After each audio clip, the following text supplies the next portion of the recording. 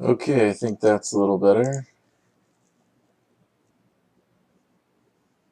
Give a moment for people to trickle in.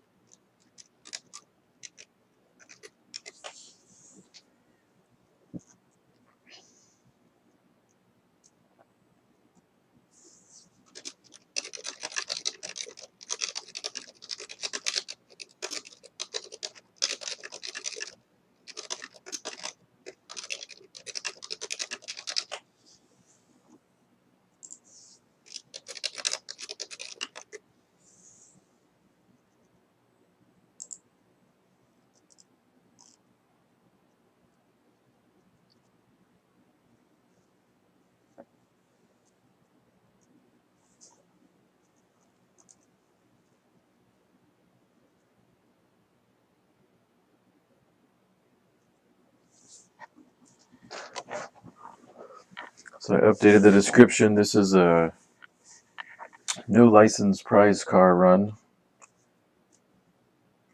It's the more popular category because it's kind of a pain to try to gold to 50 licenses or whatever you need.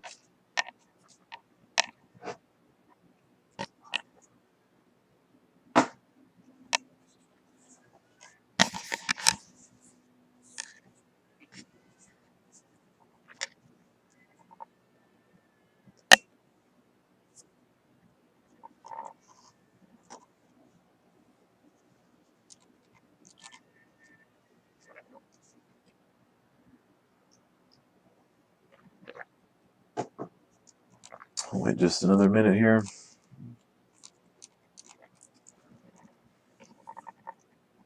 Hope you're having a pleasant morning or whatever time of day it is for you. Got the mic hooked up today.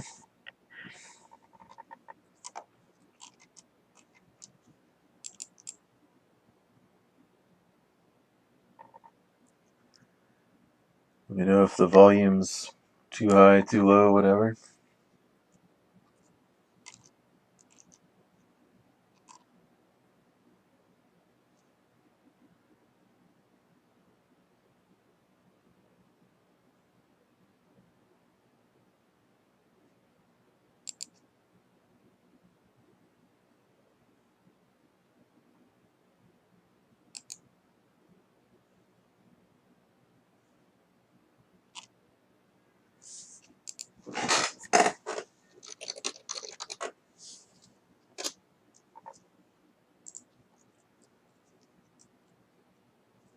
Alright, I think we'll just get going here. I don't have fancy splits set up, but I'll be the splits as we go along. Time as listed in description that we're looking for is 2:37:34. Time as listed in description. Okay.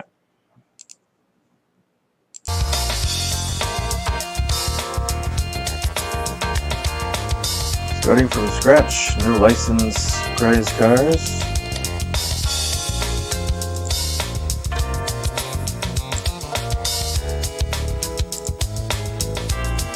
The main car will be the Miata. Takes a nice turbo.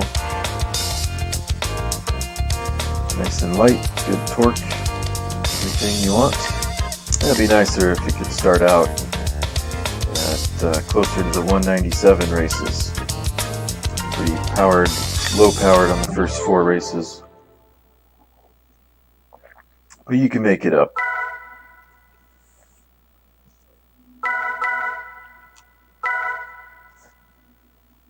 If you start with the Civic or the old Skyline, it'll be ahead for a while, but inevitably will be chased down by the Miata.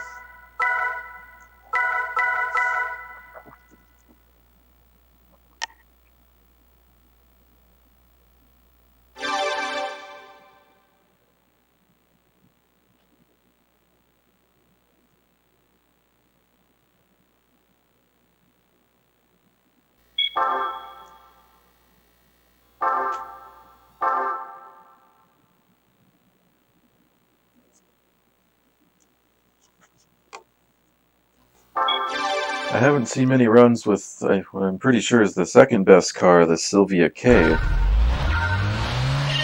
Pretty cheap and it's just a good pound for pound car. But it's not available in the first cycle of cars for the US version, so not even a question, can't use it.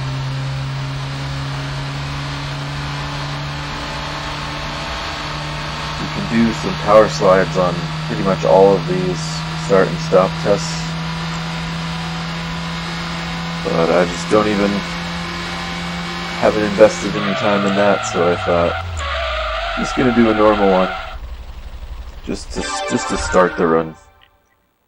I don't have unlimited. My hands and joints don't like to do long runs, so I just wanted to get through licenses, start a run, see what happens. So going pretty conservative on a lot of these.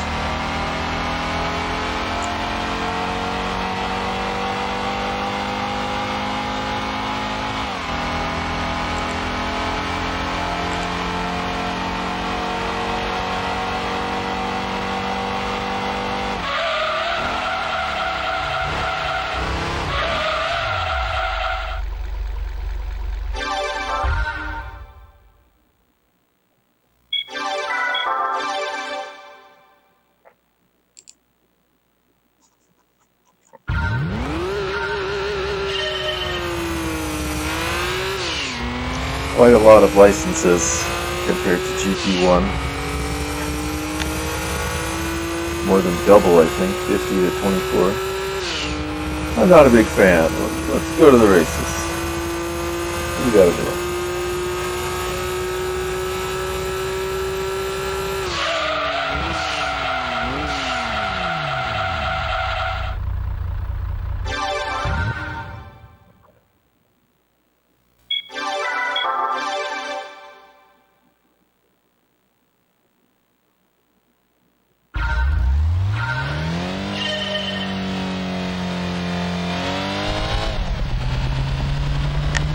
I have a few of these license records, but a lot of them I just have never really worked on, so pretty much all of the B license, I don't know what I'm doing exactly, but you know, I know what they are.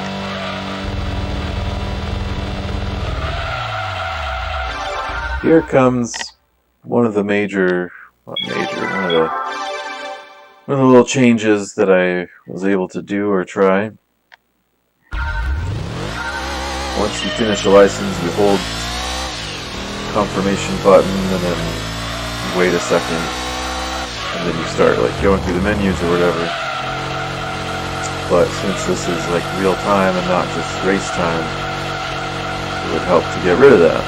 So there is a little trick thing where if you pause like the frame or two after crossing the line,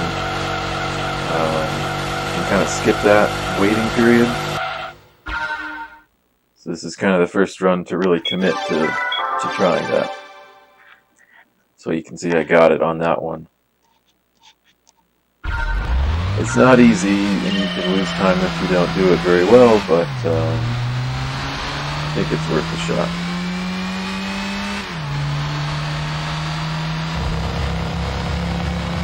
And I kind of need it because I'm not very good at all the license menus, clicking through really fast, so it's kind of offsets some of that advantage that the current record holder is really good at the menus. I got it there again, I think. I wasn't really paying attention.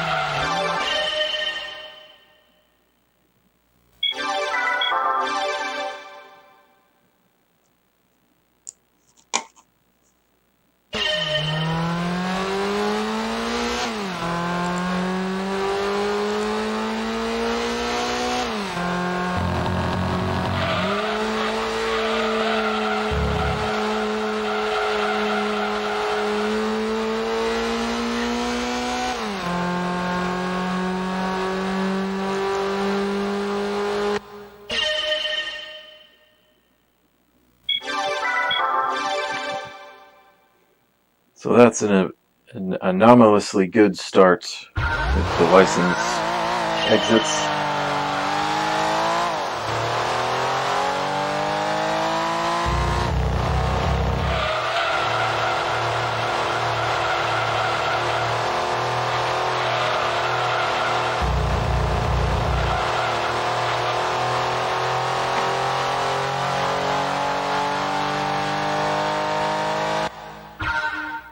Another one.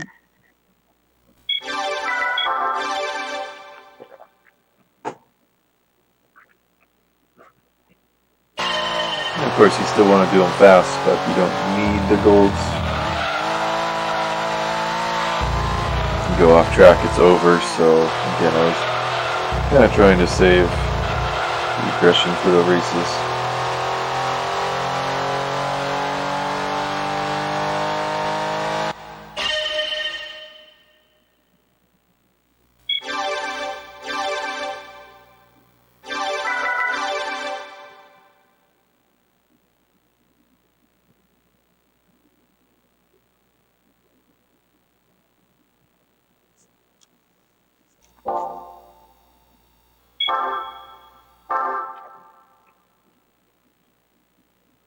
The loads for the PlayStation are unfortunately important, but mine seem to be good enough anyway.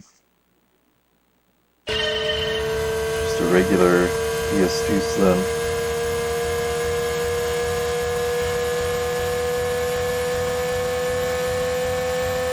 It's another you can power slide, but again, just kind of want to get through.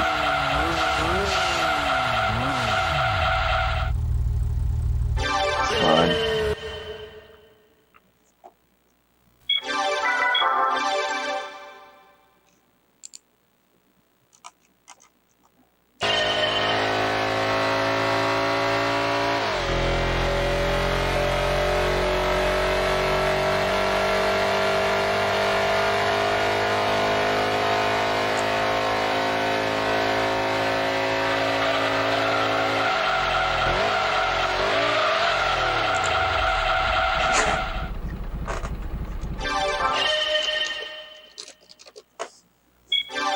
That one also could have been faster, but whatever.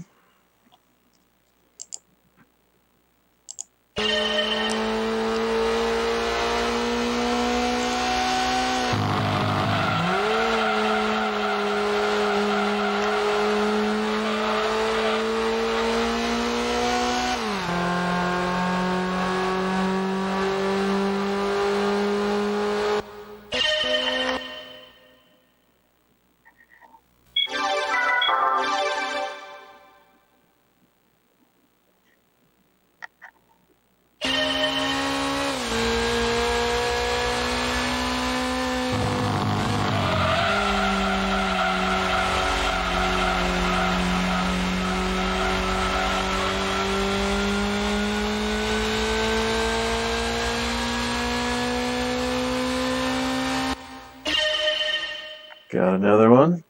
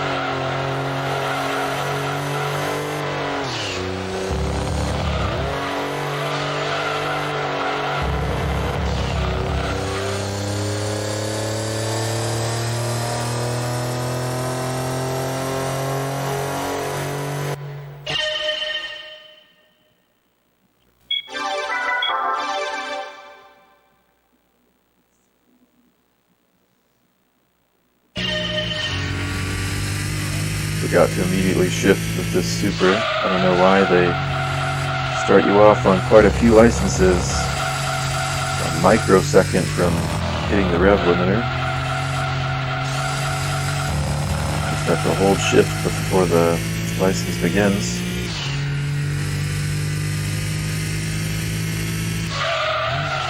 If you miss it, you just have to bail and continue as quickly as you can.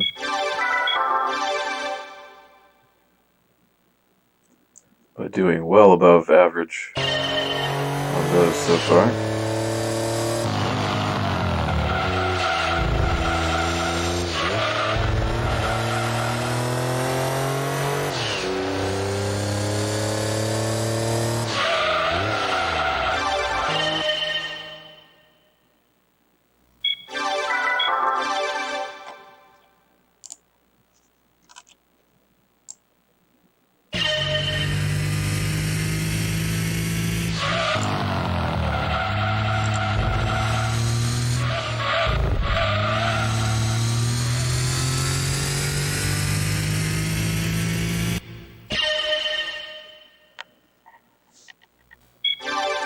Probably too early I start to go really cautious. So I feel like, alright, this is going to be the attempt. That's a nice head start. And I don't want to go off track and kind of ruin it. If I fail one test, I'm going to stop and be done with it. This one I wasn't very ready for and really messed up this one a bit, but whatever. I know the turn tightens up real quickly, so I brake kind of too early and then tried to speed up to compensate. But of course it tightens up and barely made it through. And then barely even passed. Ooh, close.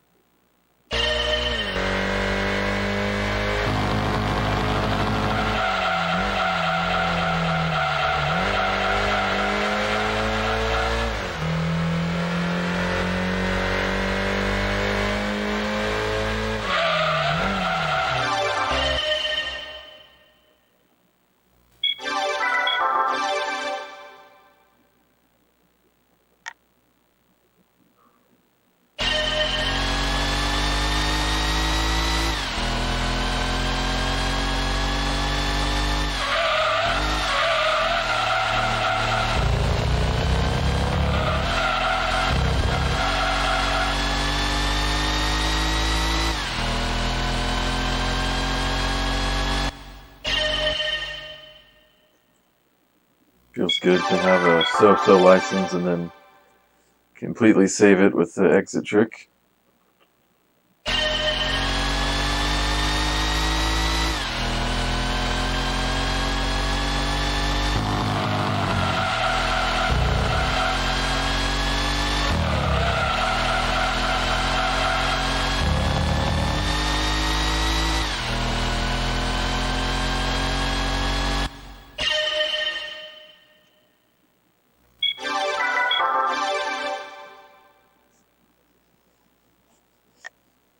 Again, they don't need to be gold. In fact, it would almost slightly slow you down going through the new car animation or whatever. That was close to fail.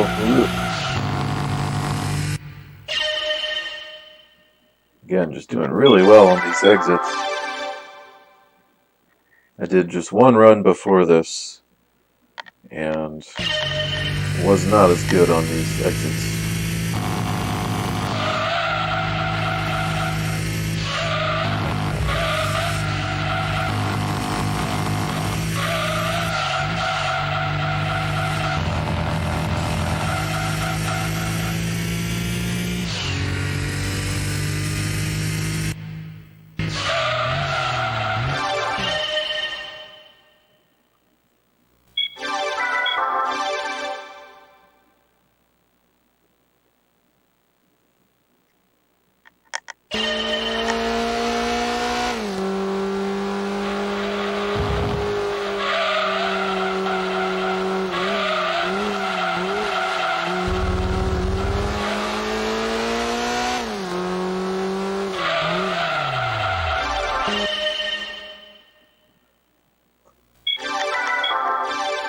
got the record for these midfield ones a while ago, but very easy to fail, just going too aggressive on these rumbles in the S.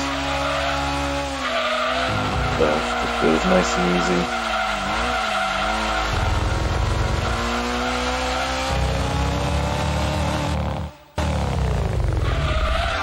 Low silvers.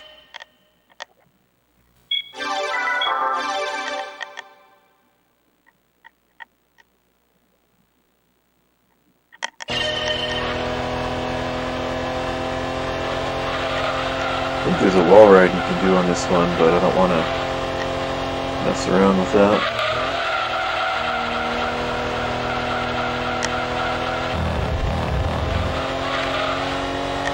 It would be a fail if you hit the wall the wrong way.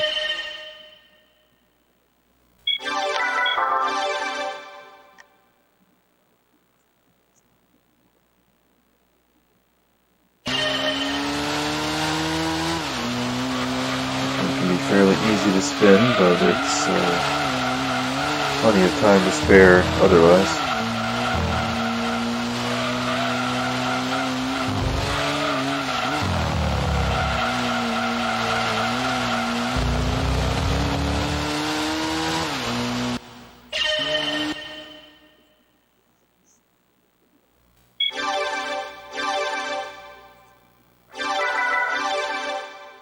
Going well so far.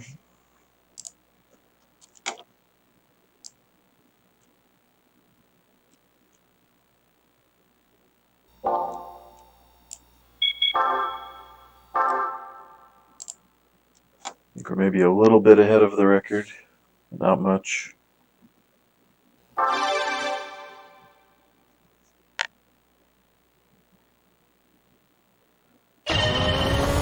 I also got the record on this one not that long ago, but pretty easy to hit one of these hills and bounce a weird way. Ooh, almost spun out there. The last turn's actually pretty easy, just a hard brake. Fine.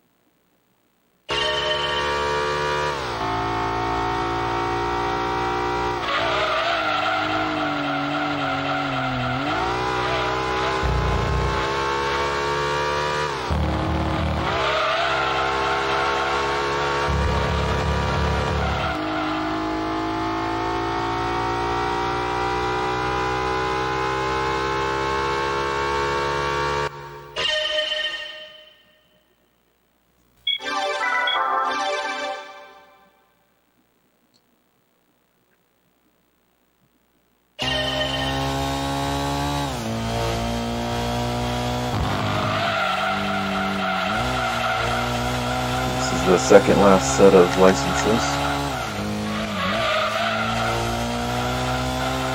You don't have to get the S license. I think that's barely used in GT2.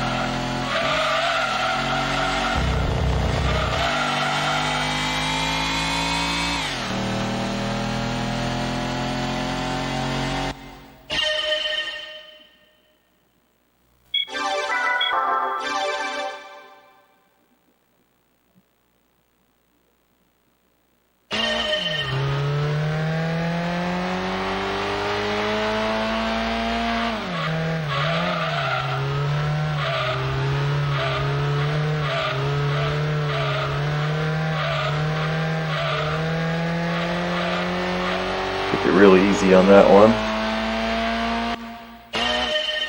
Again, I'm just thinking, why risk losing 20 seconds, even if I give away 1 second or whatever, who cares?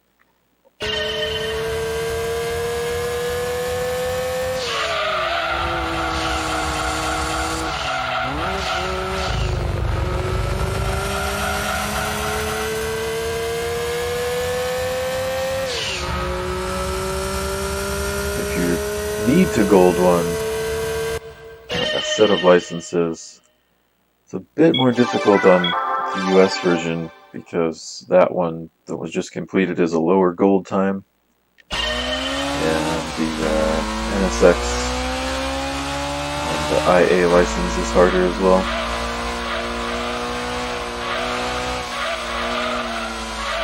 Again, just taking these real easy here.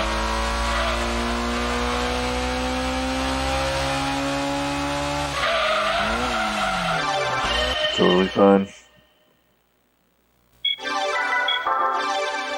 If the exit tricks were working worse, I would have been a little more aggressive on some of these.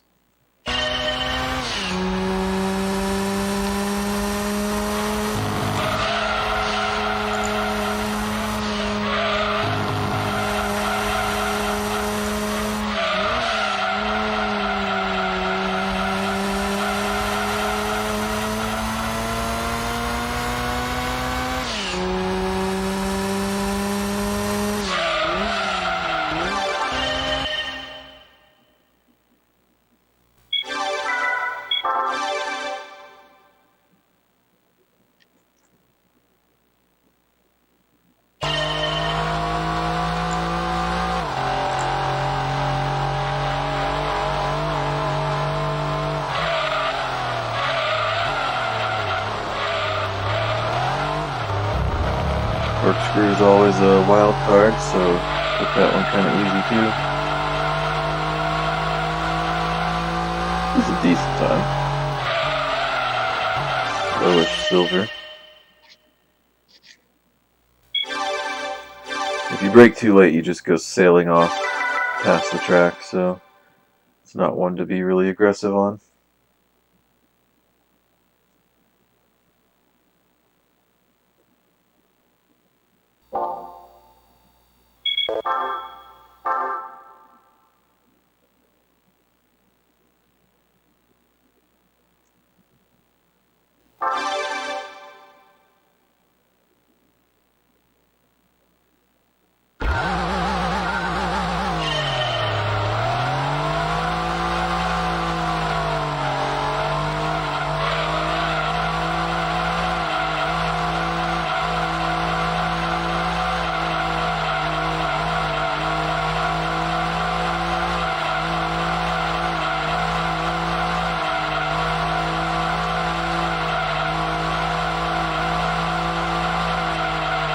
That fun power slide thing pretty much the whole way around.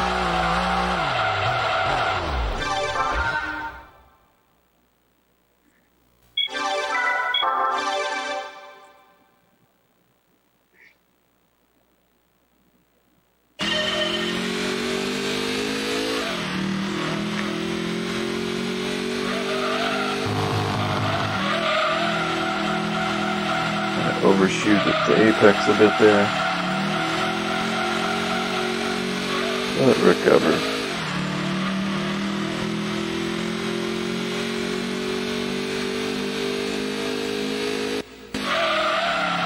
Actually get it there, but I missed like the weaving in the right way, so I lost some time there.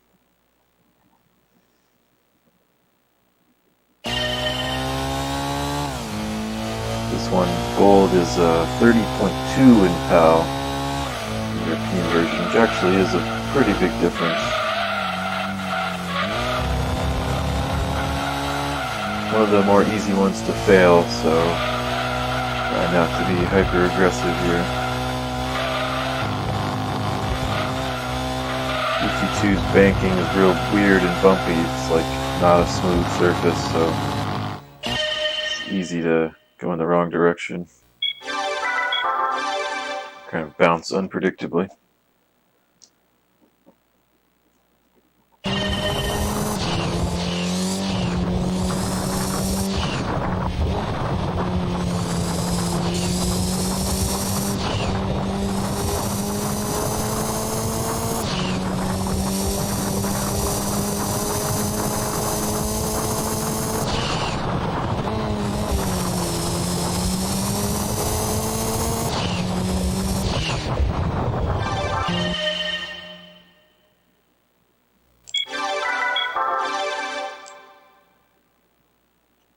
So at the end of the licenses, we're looking for about 30, 40, I think, something like that.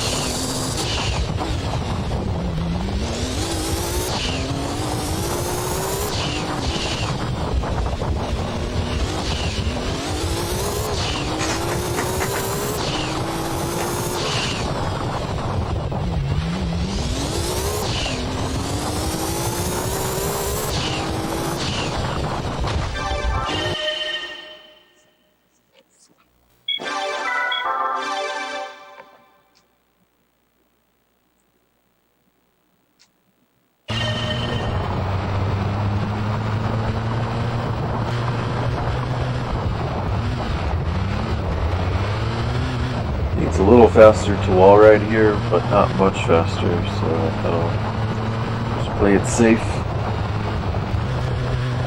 Banking is really weird and hard to turn on here. Like you're pushing through invisible barriers or something.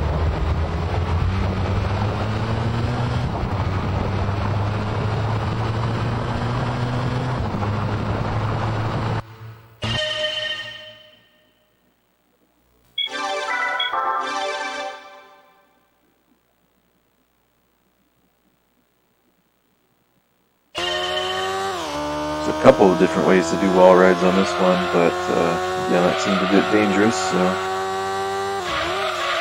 doing it regular.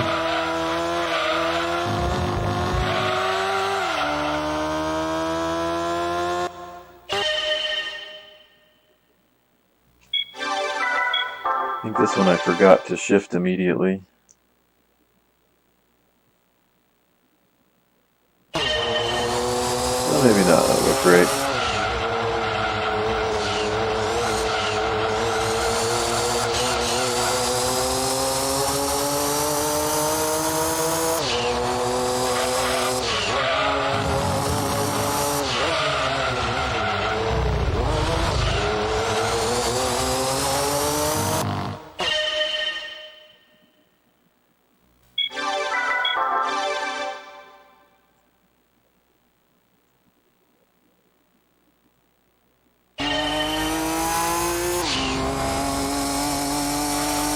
Another dangerous one. Ooh, crazy. You can see the total time is looking good.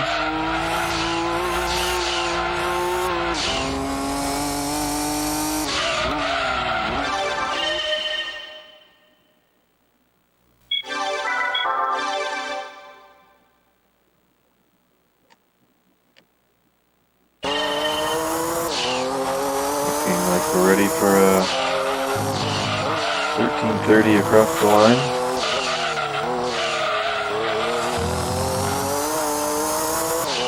Don't need to go hit the wrong button or something there. But we're through, and I think with a bit of a lead.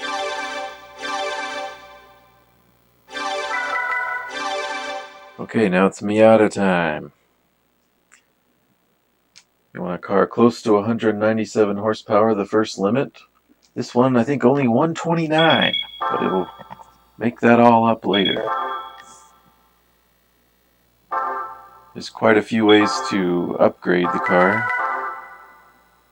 I think the current record skipped the Stage 1 Lightning, which does a lot less for you than in GT1.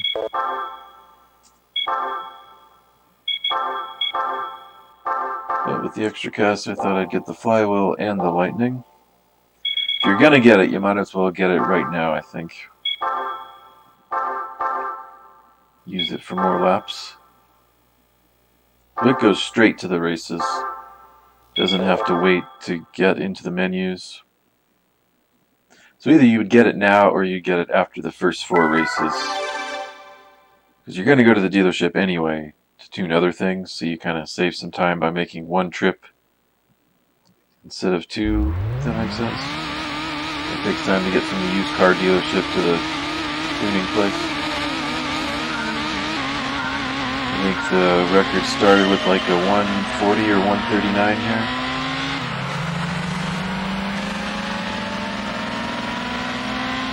a lot of lag on this track, and passing the car to being around the AI cars, that kind of slows you down. And I noticed a lot more on the US version. That's another way that PAL has pretty good advantage. I mean, technically with the good licenses you could equalize the license time differences.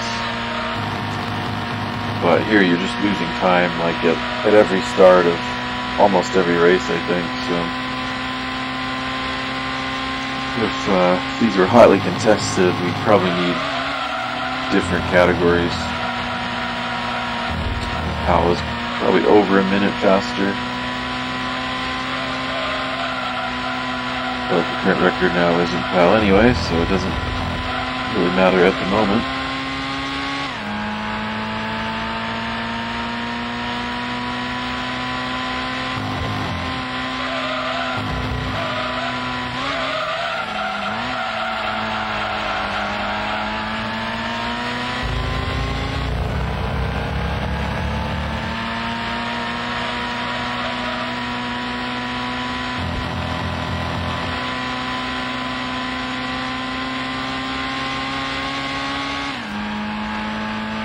Flywheel is super cheap, but it does help a little bit. I think just as much as the other transmission things. The 137.8, that's a nice start. Showing kind of justified the choice to get the upgrades.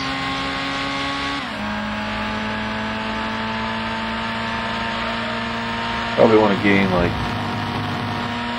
8 seconds on the first 4, basically like a second per lap at least, to justify the choice to get them.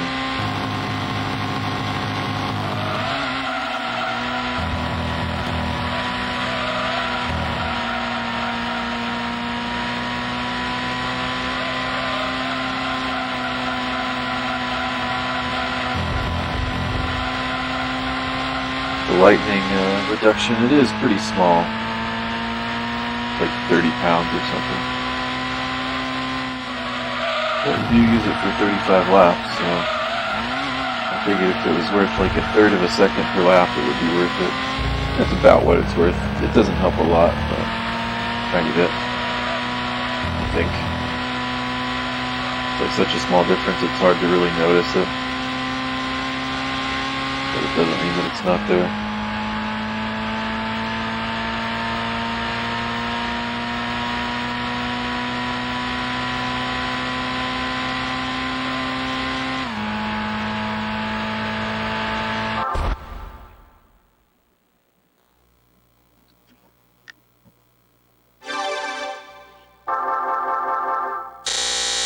I think I'm doing these post-race menus correctly. Not 100% sure, but it looks right. In the last 5 races of the game or the run, if you click the wrong thing, not only can you go into a menu, you can just completely exit the race or the cup. So you really don't want to do that after 2 hours of playing.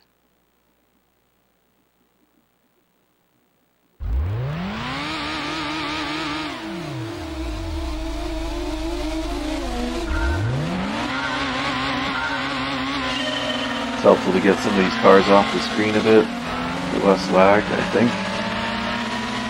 But then, easier said than done, you don't want to just slam into the back of them.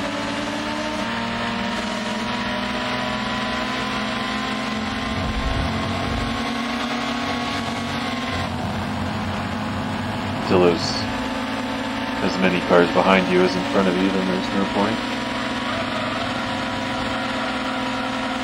Get out of the way.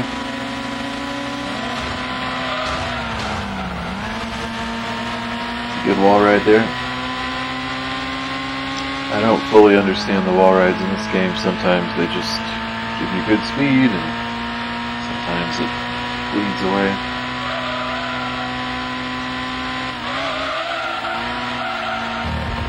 And of course, wall ride on that one too, but I thought maybe it lost time. So you're going so slow. don't have to slow down much for the turn.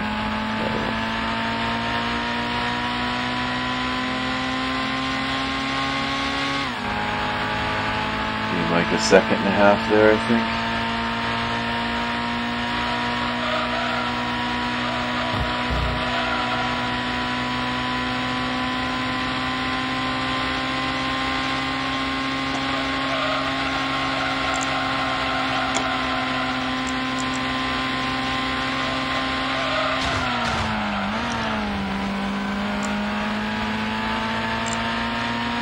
That one wasn't as good. I don't know. I tried to do the exact same thing, but whatever.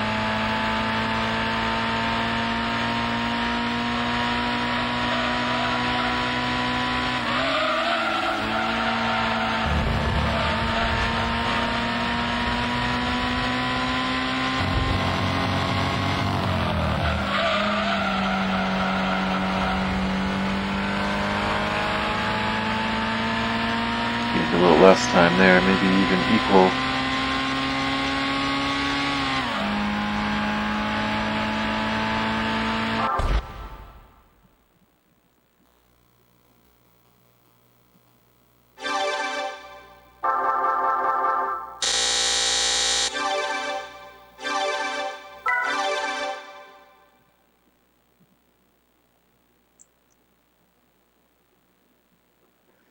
I think next up is Trial Mountain. It's a little tricky because the AI get good starts.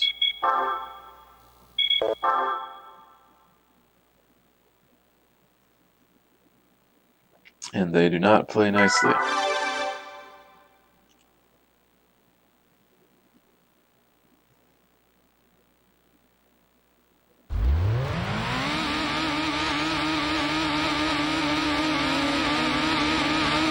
Tried to practice this start a little bit. But sometimes you get ahead and then they bash you in the first right-hander. Or you try to dive in to make a wall ride to ricochet off the car ahead. It would turn in at full speed, you'd totally miss and then hit the rocks. So I just thought, I don't know, just do whatever works. Whatever suggests itself. I'm thinking that guy's too far away for a wall ride. Let me just take this normal. Good turn, and then whoa, he wall rides me. Pair of minis.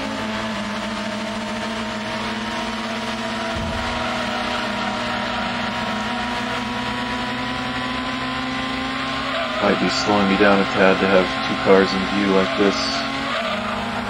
It's worse when there's three or more, though. So getting through. Turn coming up is a wall ride, so I'm thinking, which way am I going to go here?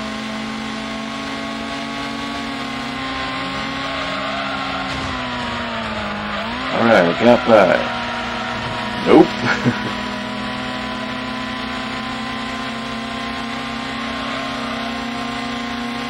Hoping they don't clip me here again. But I'm through.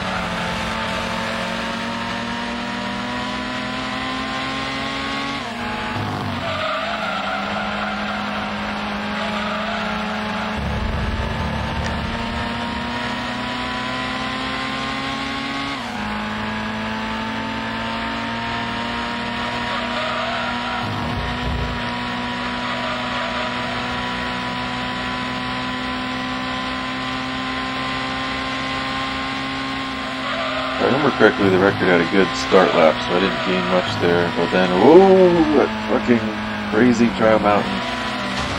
Oh, that sucked, but I kept it without a spin. Just hoping that, these guys don't bury me.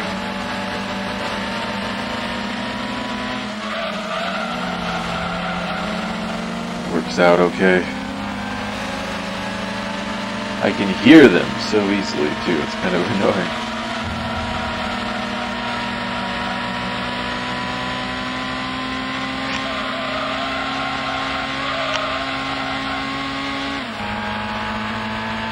Also, you need to win every race except the series races. There's only 5 of those races, so with the rubber banding, they kind of stay close. You have a great first lap and a great second lap. You make a big mistake in the last corner, they'll pass.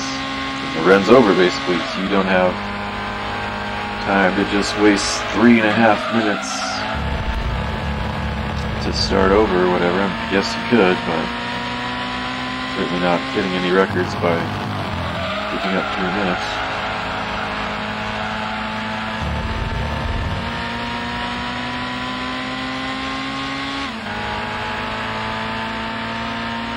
You take this corner a few different ways too. Kind of depends on the car. Feel comfortable with. Every part has a pro and con. Cutting straight through the grass, or a little bit, or on the rumble, or just on the road.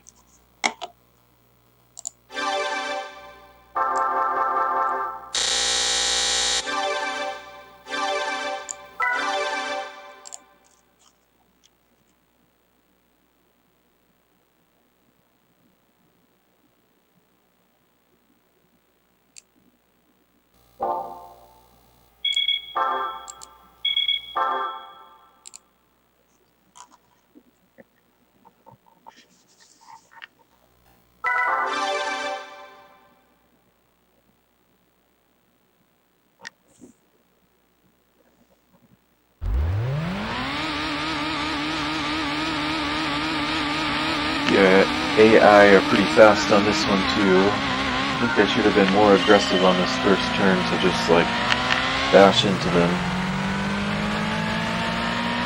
Thought I could just kind of corner it normally and go by, but doesn't quite go to plan.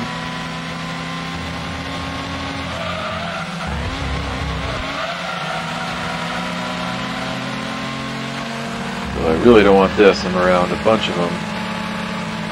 I got 3 in front of me, 2.5 behind me. A lot of lag. And of course they're just in the way.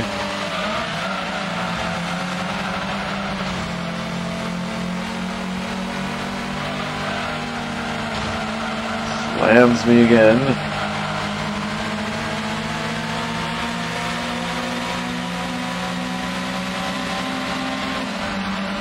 Not worry about it. Another one coming up.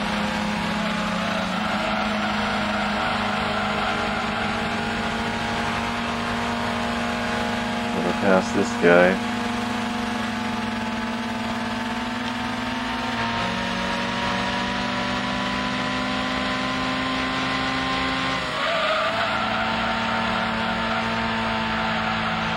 Assuming the record guy will be gaining a little bit of time in the menus, but I did my best to minimize that.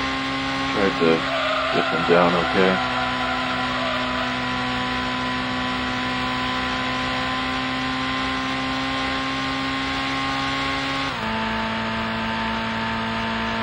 You cannot do the exit trick at the end of a race. I mean, you can do it, but then it gives you no credit for it. So that would be a sad end. To do it all over. I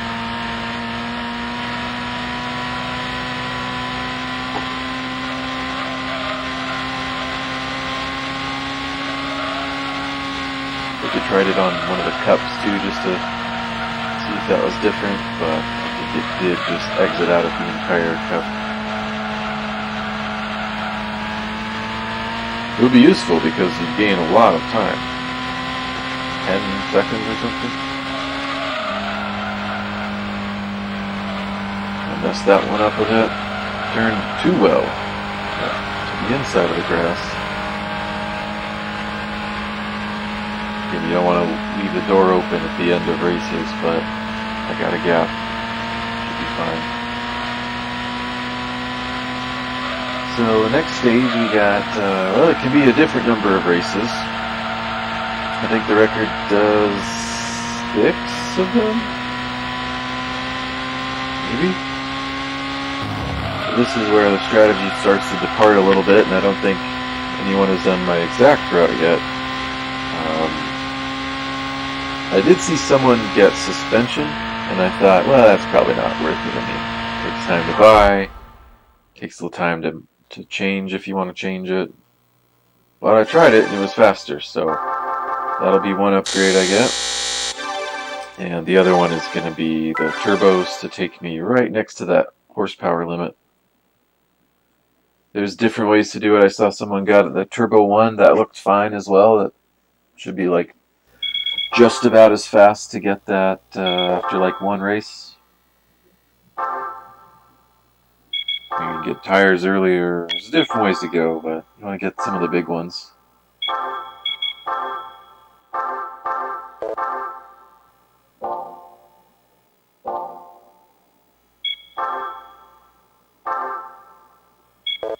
Of course, you'd like to have one of the more advanced kits, but you don't have the money for it, so this one I thought this lowers the car a tiny bit. It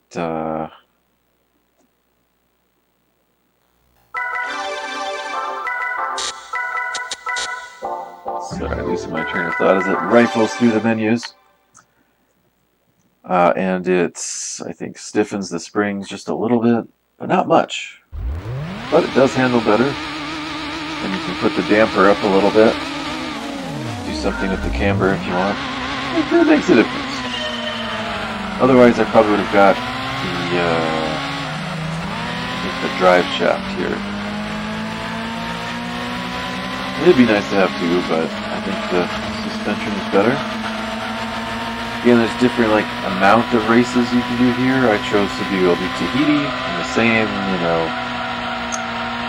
race pod or whatever. And then I'll do the 3 Lagunas also all together. And that should be enough for pretty much all the upgrades I do at the end, which will be muffler, tires, computer, and drive shaft. If you can do one more, get the clutch, skip the lightning, get the clutch instead of the drive shaft or something. Again, there's some different ways of doing it, but that would be a pretty good one. It also goes, I think it's different. Most people are doing the low horsepower races first and saving their faster car for the higher ones. There's a few that are like 340, 390, 400. Close. Really close to hitting that pit wall. But if you do the low horsepower races first, it's just a little bit less prize money. So the record has, it does get the clutch, does get the brake, but no suspension.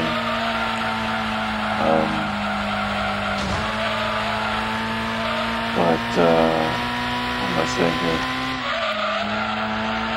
It doesn't get the super soft tires, it gets the soft tires. Which isn't a huge difference, but it's enough, I think. So if you do the prize money a little bit out of order, you kind of afford slightly more. You exaggerate it even more by doing you have to do the two 246 horsepower ones, and then you could do two $7,000 races, and then you could basically skip a race with these lesser mods, and you get one more race with your really good car. But I decided against that because I thought first it's a little more time in the menus. And if you get, what am I saying here? And then you're just a little bit out of order too. And by that I mean I could do 2 Tahitis, same car, 2 Lagunas, same car, and so on with the other tracks, rather than having to do Tahiti slow, Tahiti fast, Laguna slow, Laguna fast, midfield slow, midfield fast. And you'd have to go against maybe one more fast AI group with a slower car. But I'm sure it's fine. Again, there's different ways of doing it. But I do think you want to do the prize money at least a little bit out of order. Also, to justify that, I skipped the brakes also. For the next upgrade amount, or roster, whatever.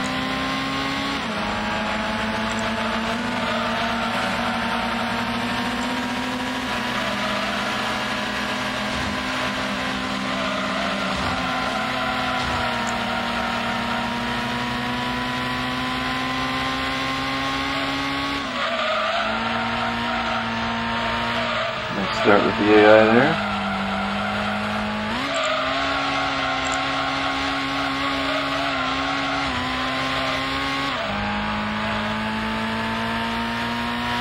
Another one of those weird wall rides coming where it's kind of hard to predict, at least for me.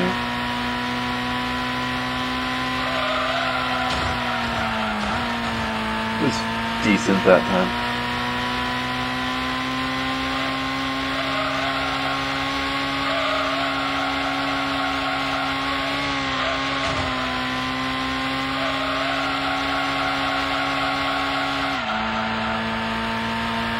It's a little hard to compare to the record run because we start doing races in different orders. But I'm doing pretty well lap times comparatively, so starting to build a little bit of a lead here. Intentional wall ride there.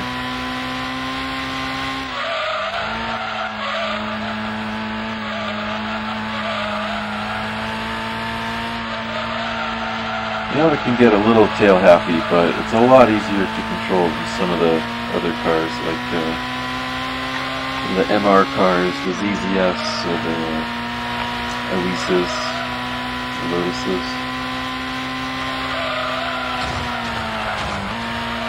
That's a good wall ride too.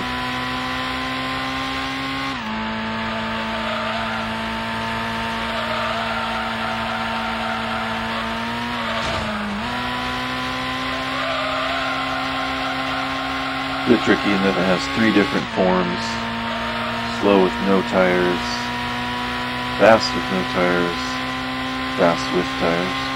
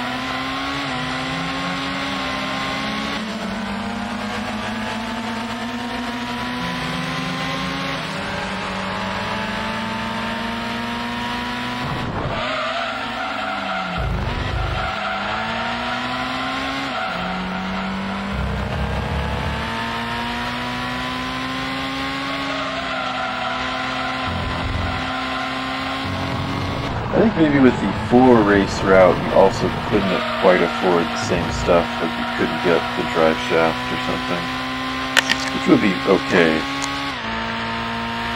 But I figured, even though the drive shaft and computer don't save a lot of time, it'd be nice just to have them. Especially in the last race you do, you're up against like a Viper and all these good cars. You want to get pushed around or lose it and be done.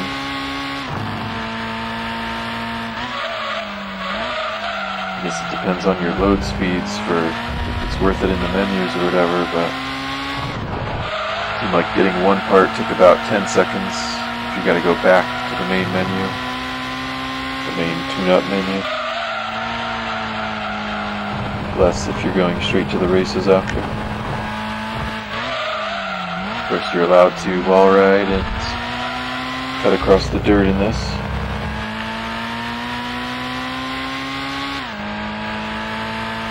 It's a really nice start lap there.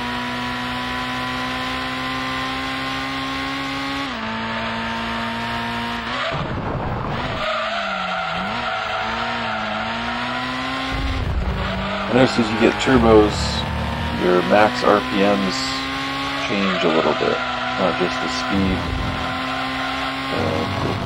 the acceleration, but how far your tachometer can go or whatever.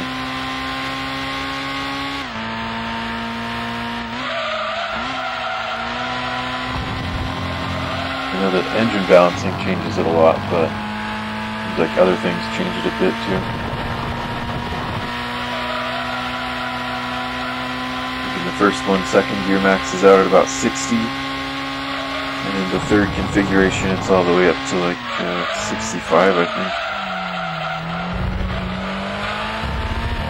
You can go really aggressive with that corkscrew and kind of like glide over the last little hill, but it seems pretty risky.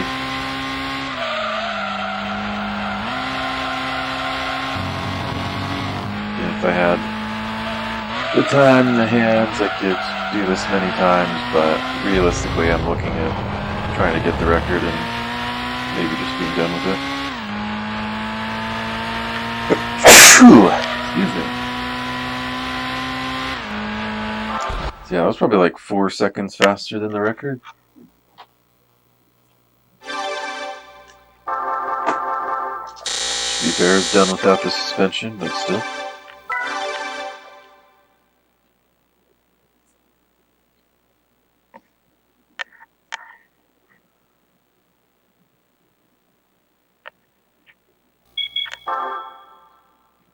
Make sure I don't enter in the same race without realizing it.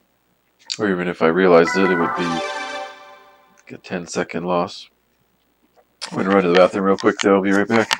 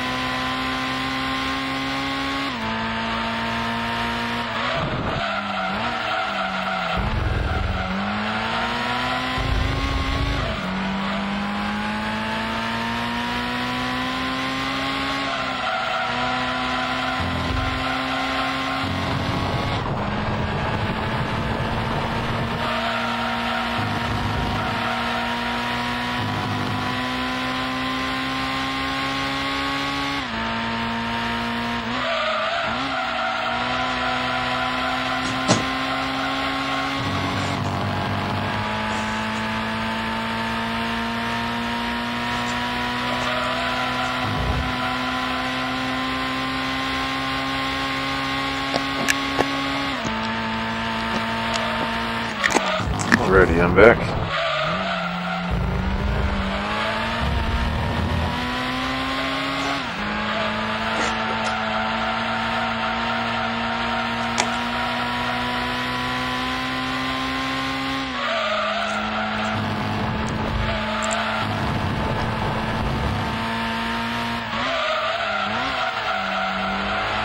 Seems like there are a lot of corners in this game that are off camber that roll away from the direction you want. I don't think that's normal.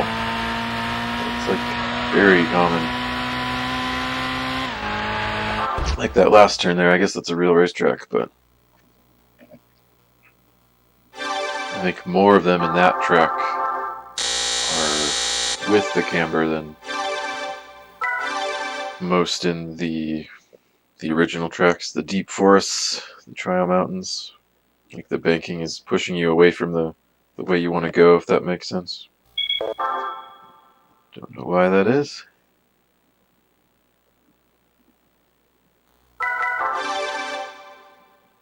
Might seem a little repetitive to view doing all these races in a row, but again, that's part of the strategy to get some prize money and stay in a good rhythm, do the same track with the same car.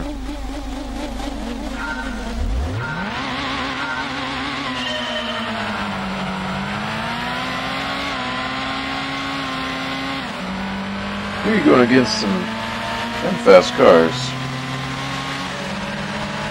Luckily it's Laguna and you do need some grip. Oh! Double wall ride. Movable walls. A moving feast.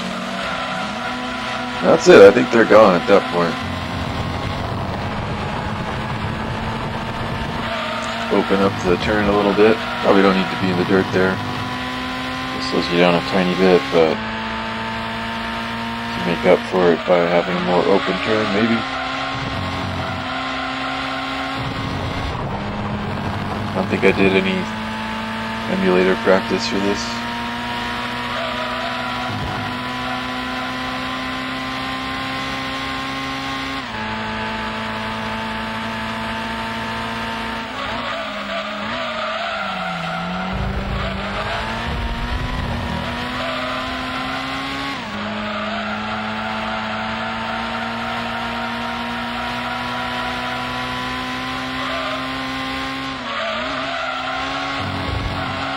Not quite sure how wide to take that one.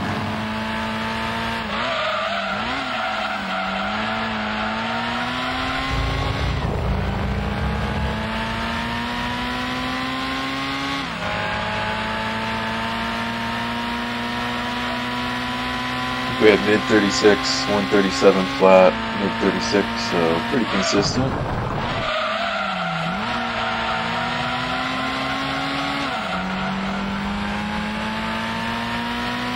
Miata handles pretty nicely. You can see you can get a bit of a drift in the tight turns if you want, but it's not going crazy. It's very nimble, I'd say. I feel like if this set of races was in GT1, probably the Silvia K would be better. It's a really good car. Super or RX-7 might be too, but they would start with too much power.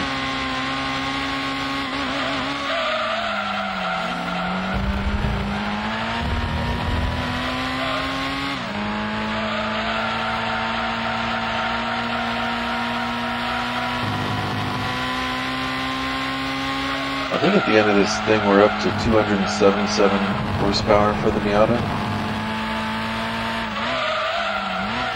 That's with no engine balancing and no port polish. It's one of the better under 295 horsepower cars in the game. If you want to crush the endurance on Trial Mountain, you definitely use a Miata. Probably just as good as like a new Impreza or something. Very, very close. Or even an RX-7, and also in Mazda, it's got to be like right there. Because it's lighter than them and has a decent amount of torque. So now we're upgrading. Race before the record run.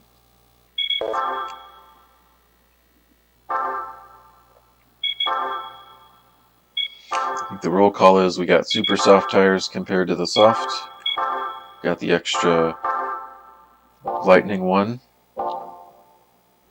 It has a clutch and brakes, and I don't, but I do have the suspension. So overall, I think I spent like 5 seconds more in the menus, theoretically, but had a somewhat better car.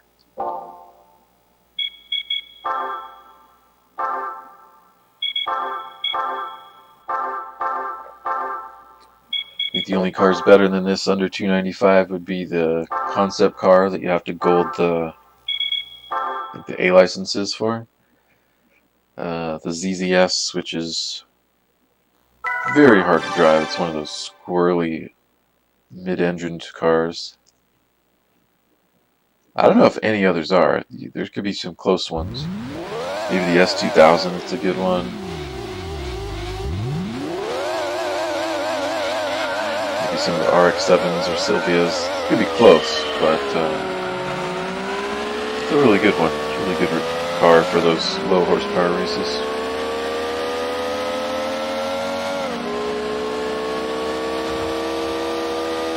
So back to midfield.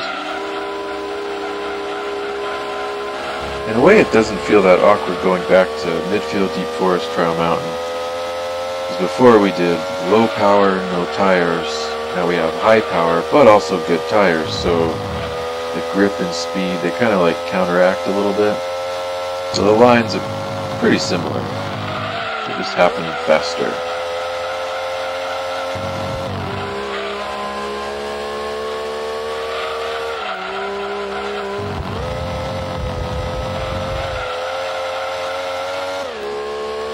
It is possible to spin out in this hairpin. It's hard to know how much you want to get the drift going. You want to do it in second or third gear.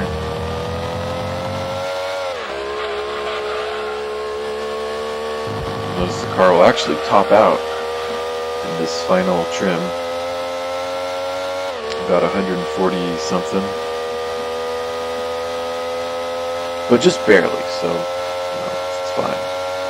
I don't know what to really do if it, say, wants to go 160 and you have to stop at 140 or something, or could go 150, it stops you at 130, because it's on the USA version, it's far and away the best car to use, so I don't know, either you'd have to route in a gearbox and time to change it,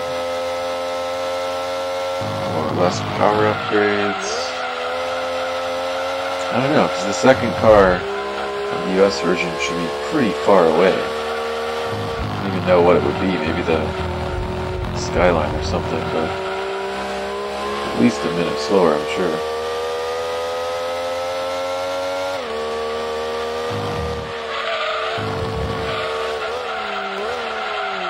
In any case, the gears are fine, so Miata works.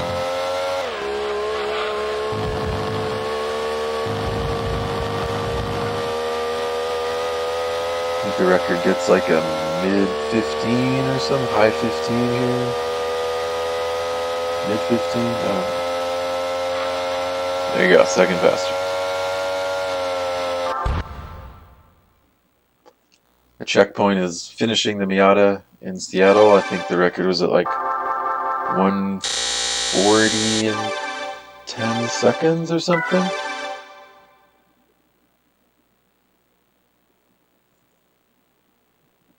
So we got 2, 4, 6, 8, 10, 13 laps before then, I think. Or maybe 15.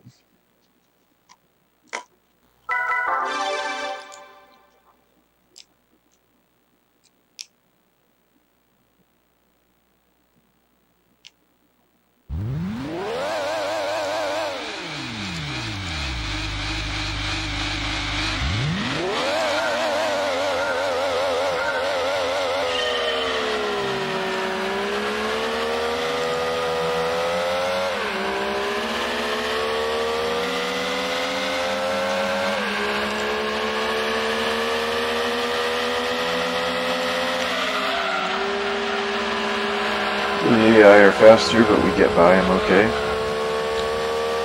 can see this car has some punch.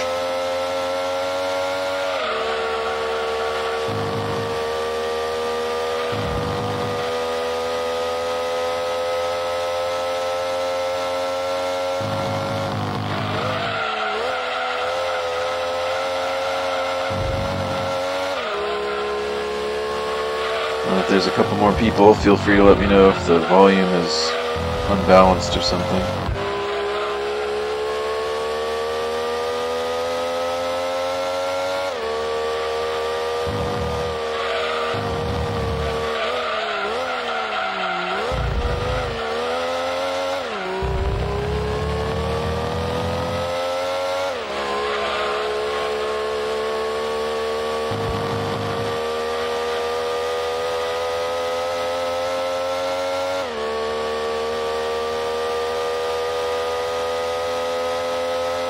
was getting a sip of water there. Just like focusing on that. But okay, it's a good start lap. Really hoping for a 113 actually.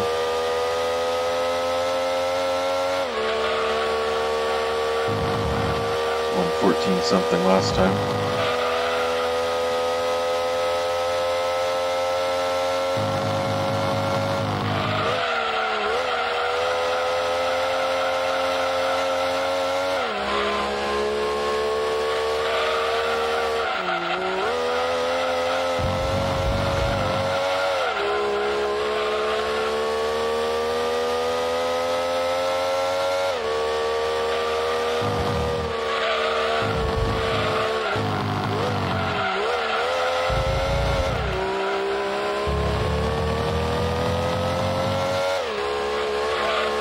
Pretty solid lap.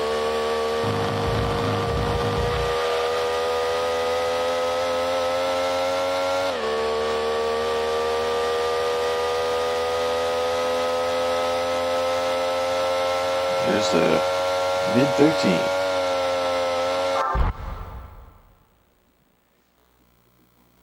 Some more time gained.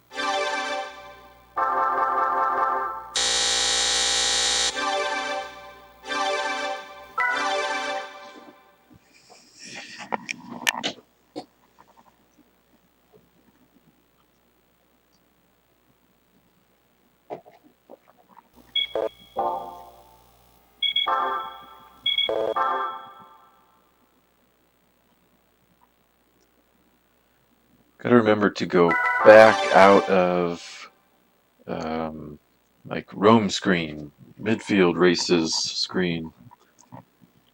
Because if you go in a direction and quickly click, you can like enter into the same race or one you already did. And again, you lose a bunch of time.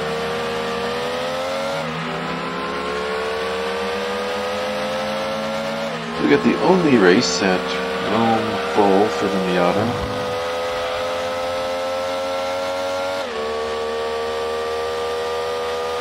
So there's no real way to get in rhythm for it, you just do it. I think I do 2 wall rides.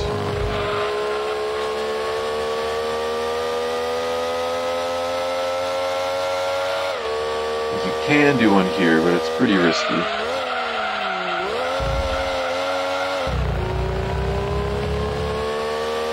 Kind of like the later it is in the run, the less I want to do a risky thing. But especially, I know I'm up now. I don't want to do crazy stuff. And in GT2, you can really like get stuck to a wall almost. You try to push through a wall ride, it just like pins you at a 90-degree angle to it.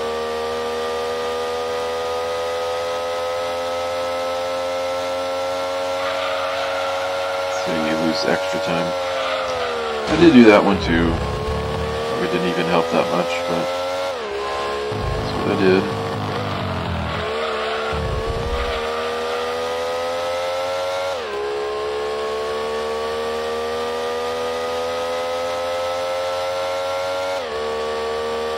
Pretty decent lap though.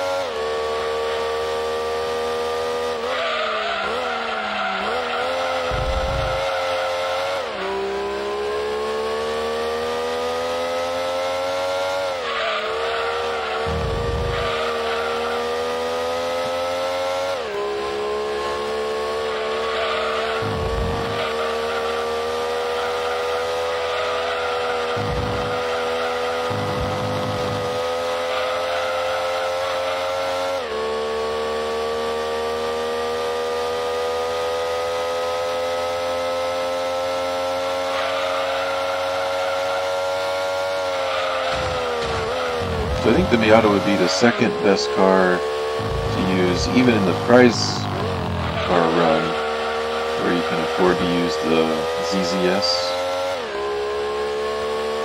But I think the ZZS would be just a little better because it's way lighter. It's kind of built like a race car. That's what the record uses in that different run.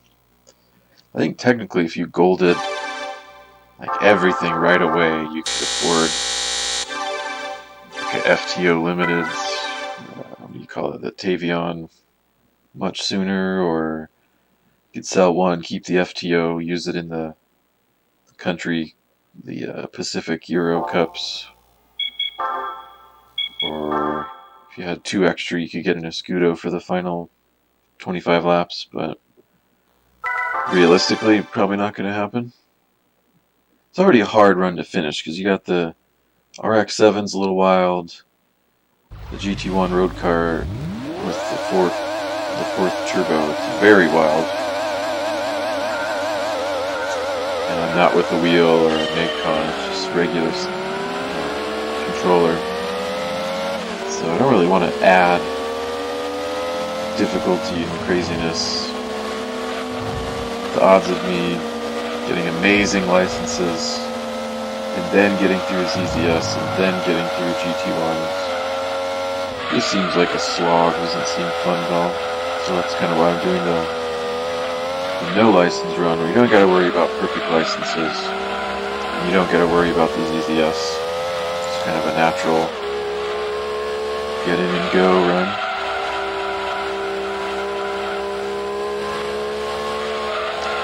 Well, to be honest, it really did kind of bother my wrist playing for 2 hours and whatever minutes. Well, I don't know, it might just be time to do other kinds of things, maybe some other challenges or shorter runs. It's kind of a bummer, but that's how it goes.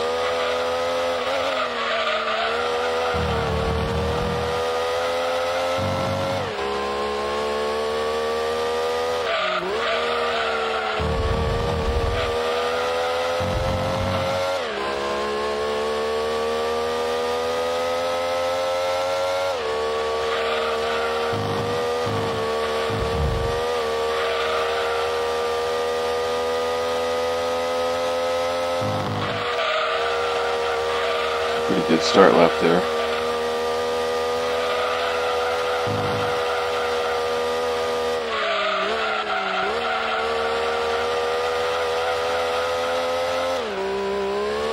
I think the concept car in my Trial Mountain 295 Endurance, not really run, just race, it was doing like 121s throughout the race, so if this can do like 123, 24 without even racing mods, you can see it's pretty darn good.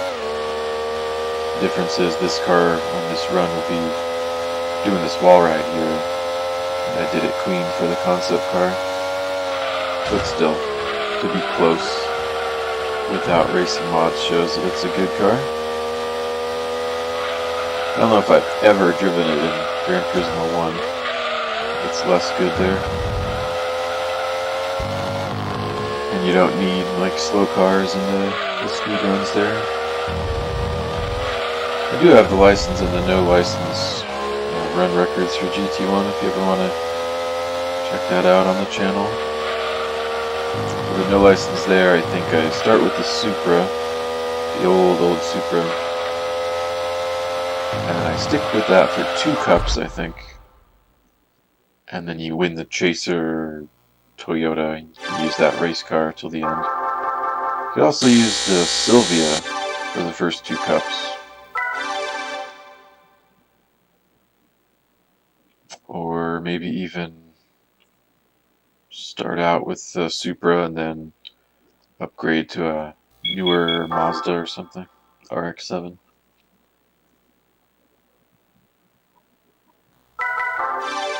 And then in the license one, you just win the 400R and use it the whole way.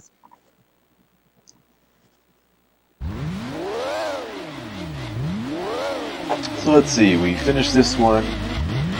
Got 2 Deep Forest races, a Seattle race, and then we are off to the races because we're already racing, but then we go to a different car.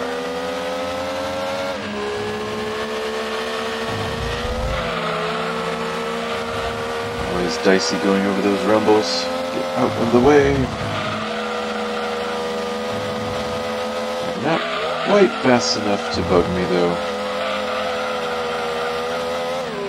I'm still wondering, are they going to hit me? Oh, and then, oh, am I going to spin out? That was close. Close shave.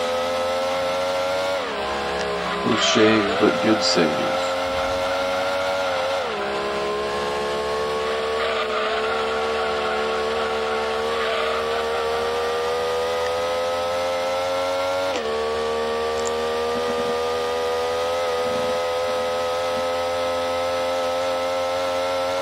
Hey Tomb, not sure if you left there. I'm watching the video directly with, so there's no lag or whatever. I hope you haven't left thinking I was ignoring you. Try to adjust the volume a little.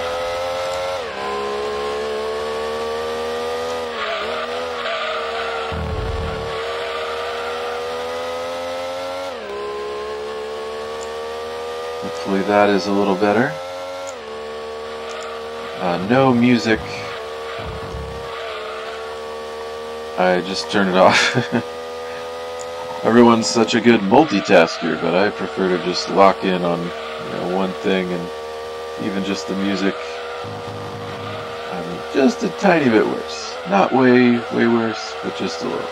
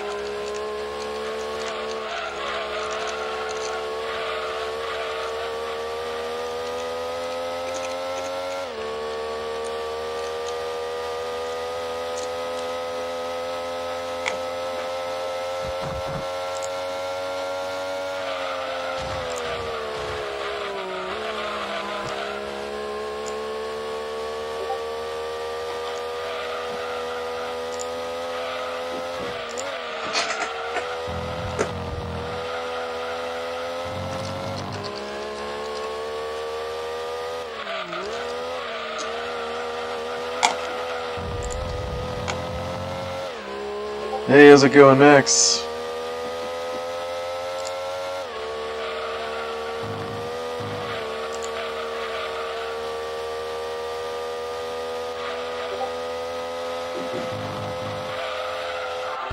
That last lap was a little bit slow, but it was, still gained a little time there.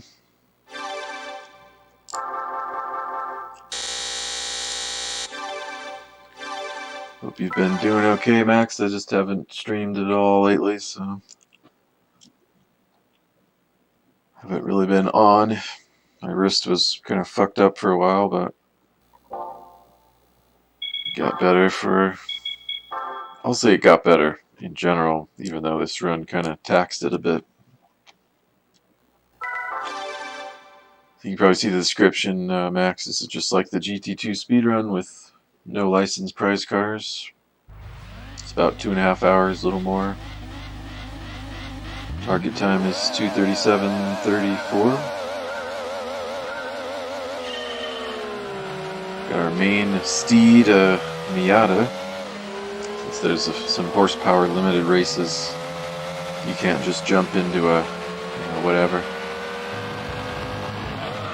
That'd be interesting if you could, though. What would the best way to go be if you couldn't use licensed prize cars? Didn't have to be limited by horsepower.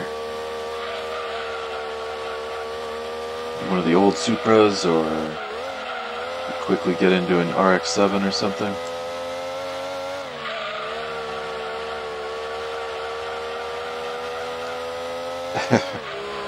Well, sorry to not have it figured out fast enough, Max. But yeah, Numbra and I figured some stuff out. He's even got it working on midfield a bit.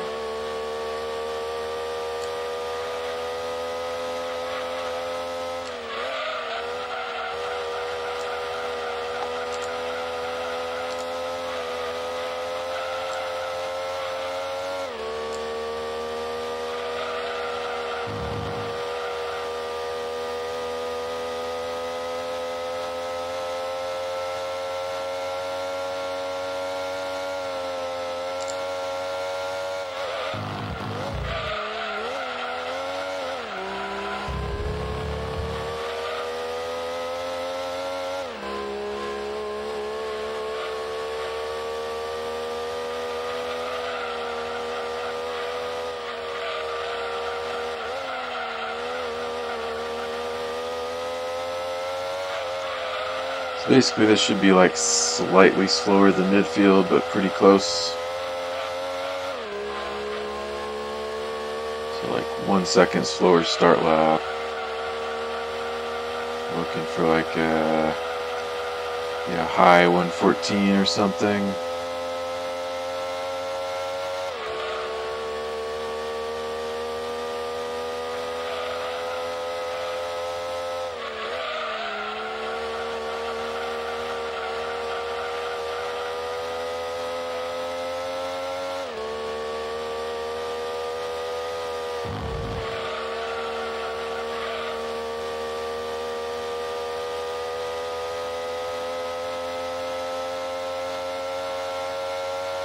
A little bit slow, but fine.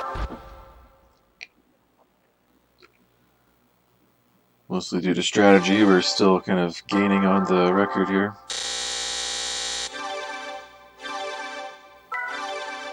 I feel like I understood the Miata pretty well by the time I was doing this.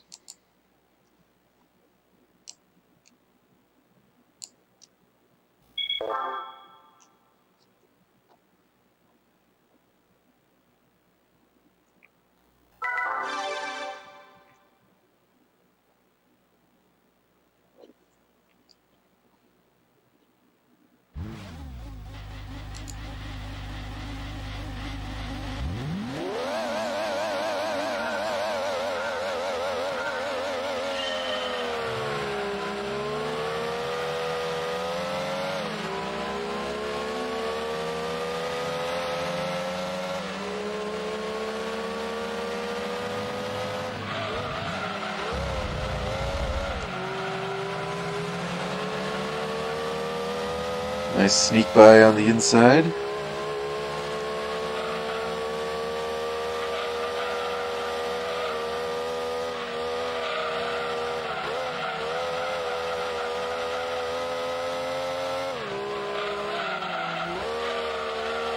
And the kind of downside of getting the suspension as the car gets more stiff, it's like a little more jumpy and it's a little harder to handle, like maximally or something. But the laps are faster, so it's worth it.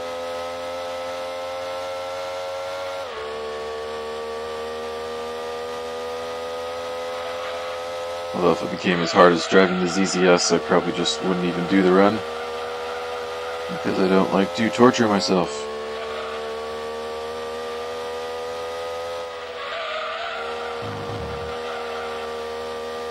Looking again like a 122 here.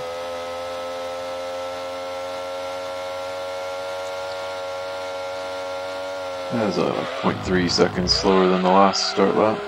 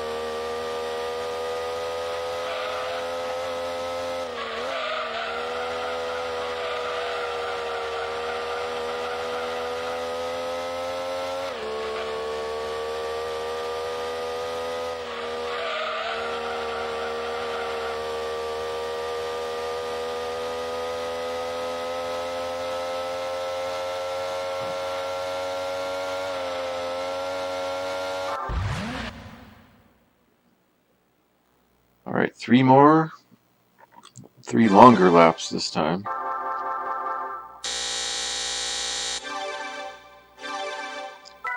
I think the record crosses the line pretty much 140 flat.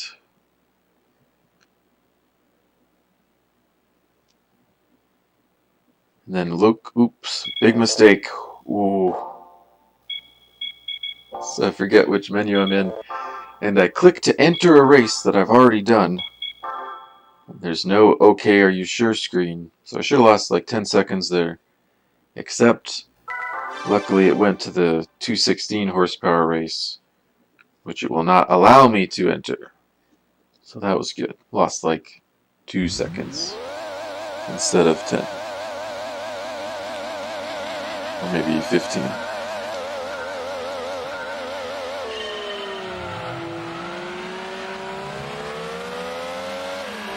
Well, this is a tough AI cluster here. Just in general, this race. Some groupings you can like get into second after this corner, but it was not happening here. I just had to stay calm, try to work my way through. I could do the reverse look thing here, but I really want to see what's in front of me, so we passed the vet. Here's a fun moment. So I'm pretty close to the wall here. I think if I try to swerve back to the left edge, it might kind of like fling me away. Like if you hit the wall in a strange way, it pushes you in a strange way. So I thought taking it normally, maybe that's dangerous. Maybe I'm going to get wall righted on from the 5th place car. So right there, I just kind of make a quick decision. I'm like, I'm just going to fucking wall ride it myself. I'm just going for it. So let's see what happens. Here we go, YOLO! Oh! Almost get stuck on the wall, but it ends up working out very well. So now we're stalking the Viper. Here we go.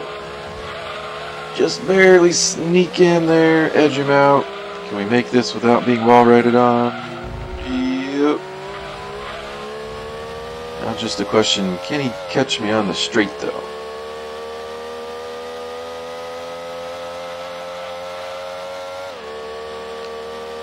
Luckily the AI do not drive that great, or else probably need to drive and get more upgrades. Obviously you should not be beating a Viper, but it is possible. Since the AI are kind of weird.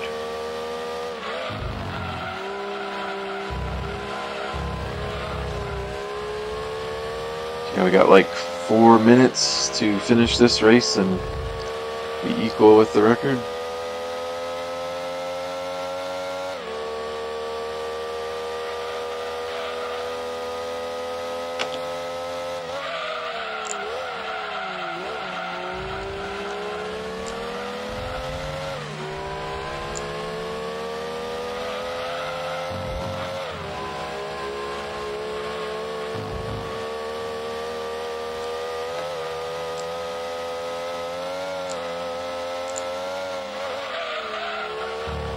Decided let's keep it traditional for most of these laps. That was just a wall ride of necessity and or panic on lap 1. I don't even know if it's faster. It's not much faster. You can take the turn pretty fast without the wall.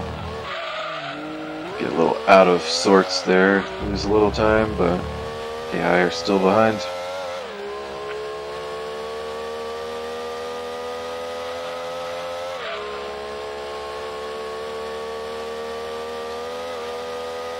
This is the race again that I wanted the drive shaft and computer for, because I want to have that grunt to push ahead of the Viper and not have to worry about it storming by me at the end or something.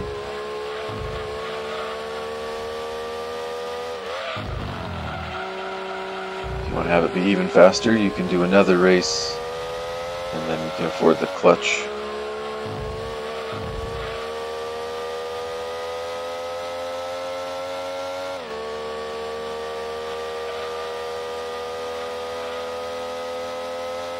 Decent lap though.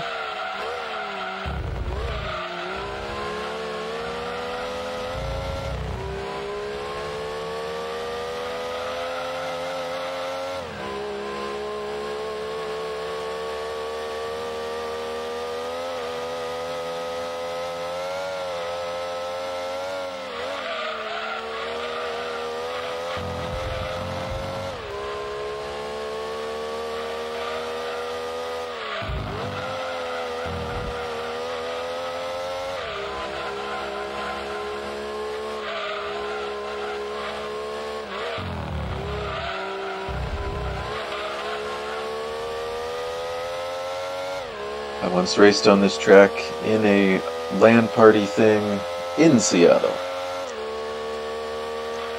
So kind of fun.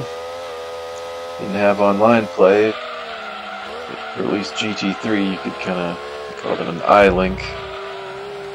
Don't know if that's a normal name or just GT3's name for a LAN connection, whatever.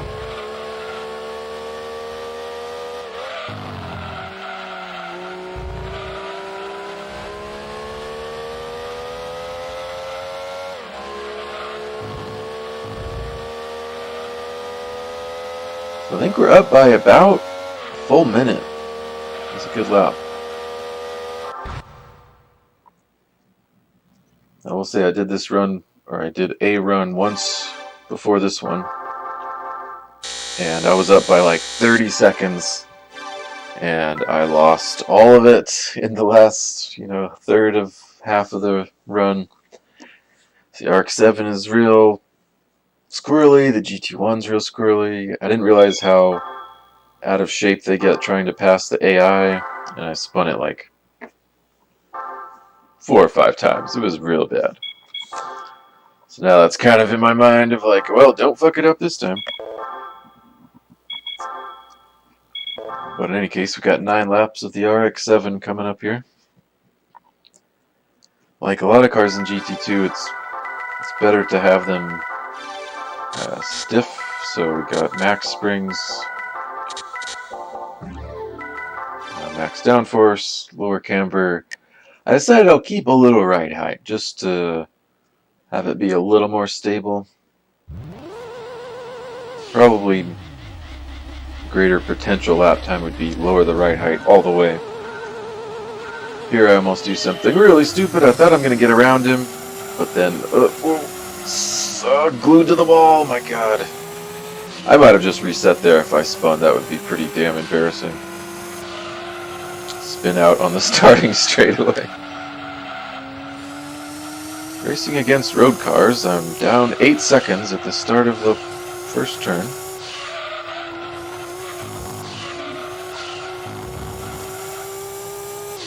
At least we get a change in the engine sound and get that big turbo.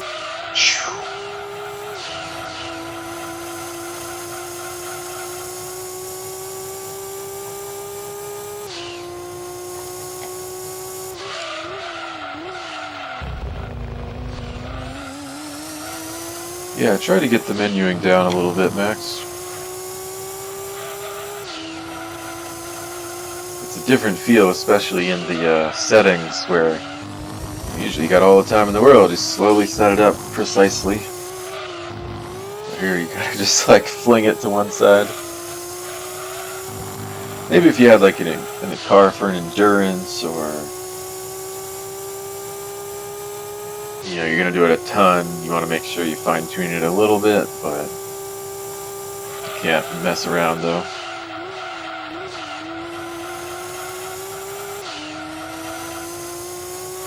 For this car in the GT1, I pretty much had second gear just for getting a little rotation, but I don't think I used it a lot. There's just so much power, you don't really need it.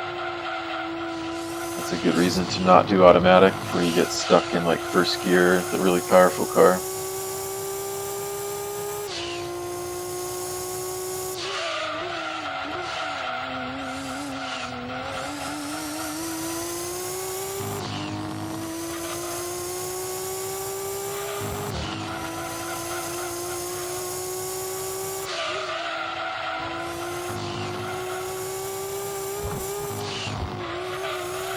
Get a little crazy going over that chicane skip. Maybe I just shouldn't have done it, but it is faster.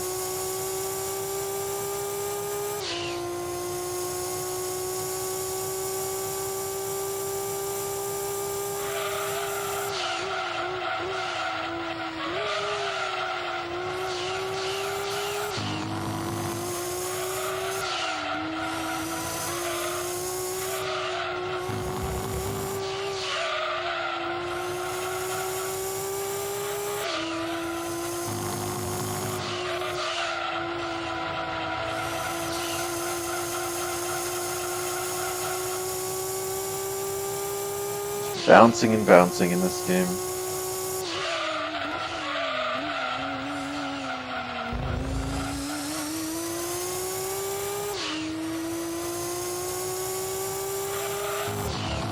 There's really no more strategy saves. Maybe a microscopic one later, but it's kind of just straight up. Oh god. Saying, don't spin it! Don't spin it! Ugh. Okay. So no huge loss, just a little. It's like 4 seconds or something.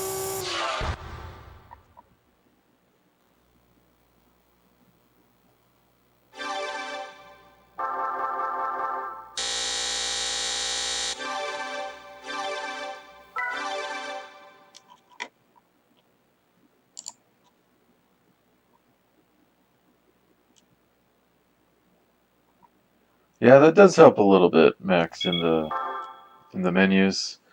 Except you gotta pump up the downforce. I think it's worth it.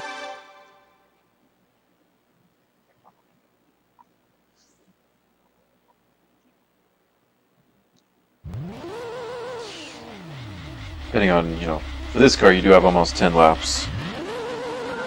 For some of the other runs, it's like, I think the special events or something, or the dealership races, you might only use the car for 2 laps. And then it's like barely even worth it to put the tires on. I think in GT1 that's what I did though, just downforce and go. Because the Nismo seemed just fine the way it was. Although I don't even know if there was time to buy suspension, so it wouldn't have mattered, but I think I looked into it and it drove just fine with the default one comparatively.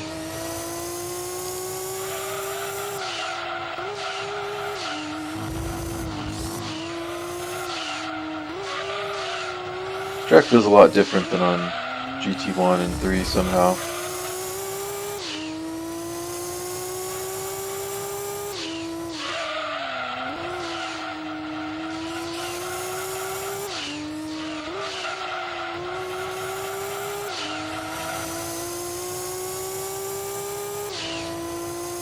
I think the record was like 4:59 on this race.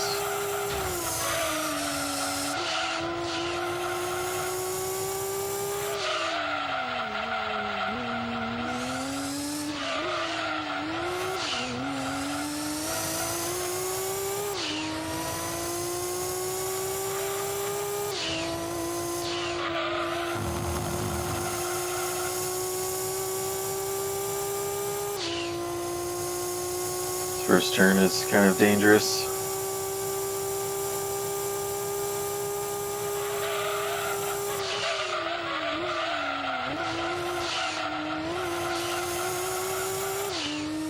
Though not as bad as the GT1 run where you got the Nismo with stage 2 turbo but no downforce once.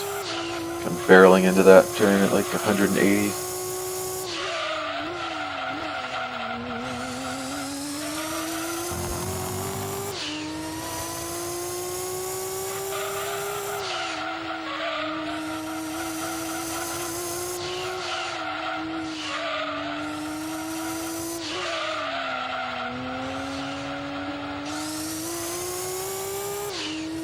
Pretty good so far.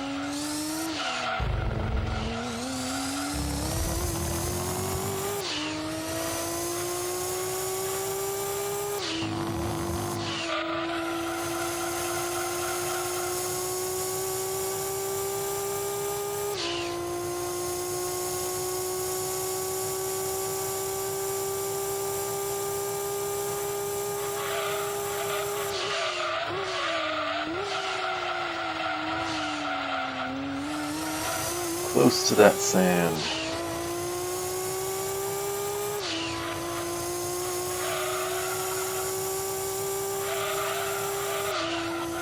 This part's a little tricky. You can kind of spin out there, or not kind of, you can spin out there.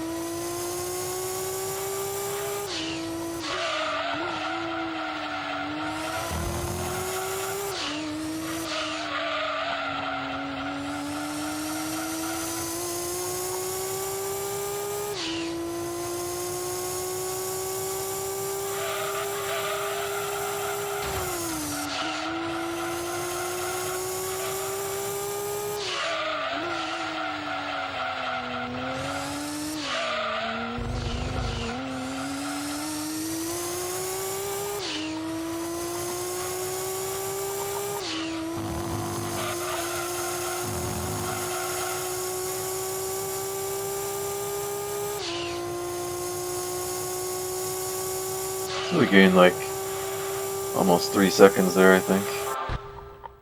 Gained back what we lost on Apricot.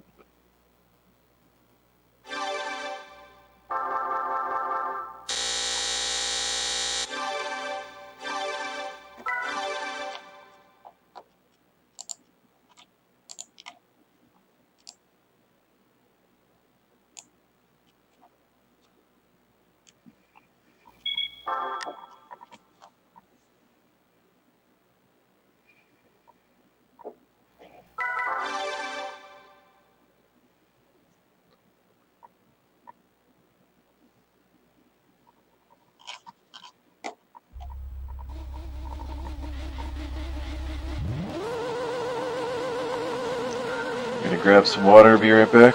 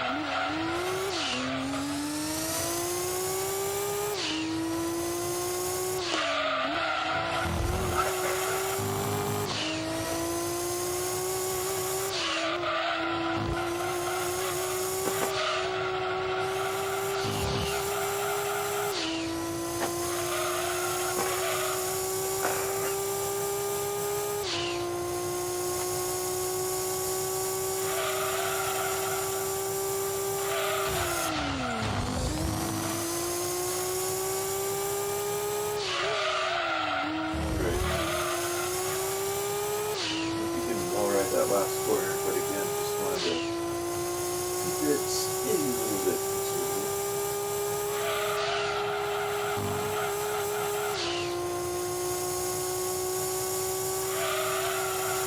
Keep opening last round.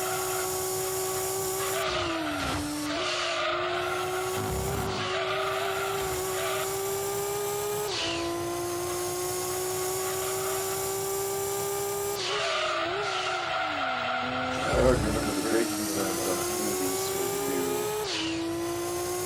go here with Miata, go here with the R7, go here with the PT1.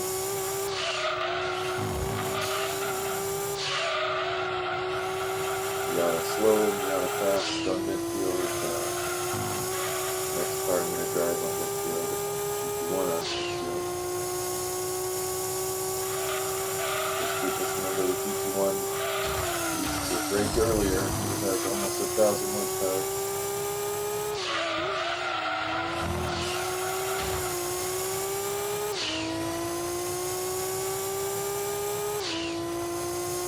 Good lap there.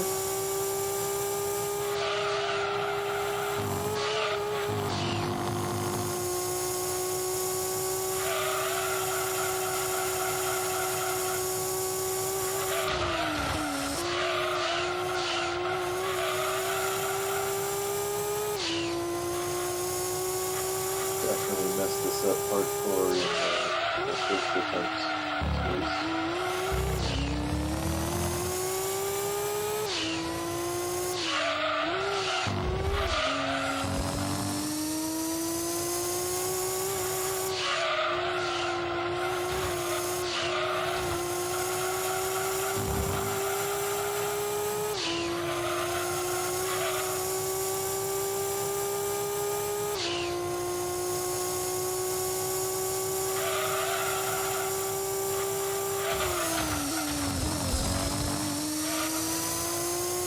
Didn't help much.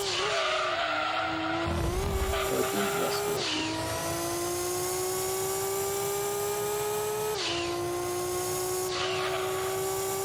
That was about equal with the record.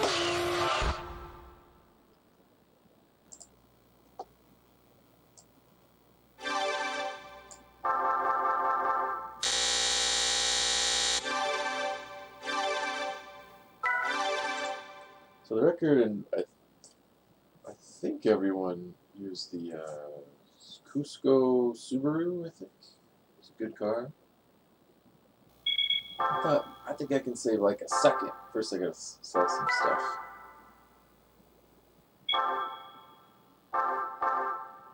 No need to sell the Miata because it doesn't matter. It's worth like $2,000. You can't use these because they're over the horsepower limits. And for the unlimited one, we'd rather have the GT1.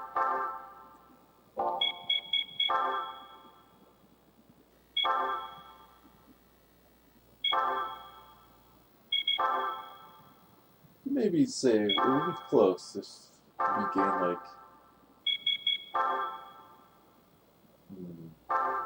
20 seconds from not selling cars. And 20 more from not having to get the GT1 and soup it up. It's 25 laps you're going to use that GT1 now.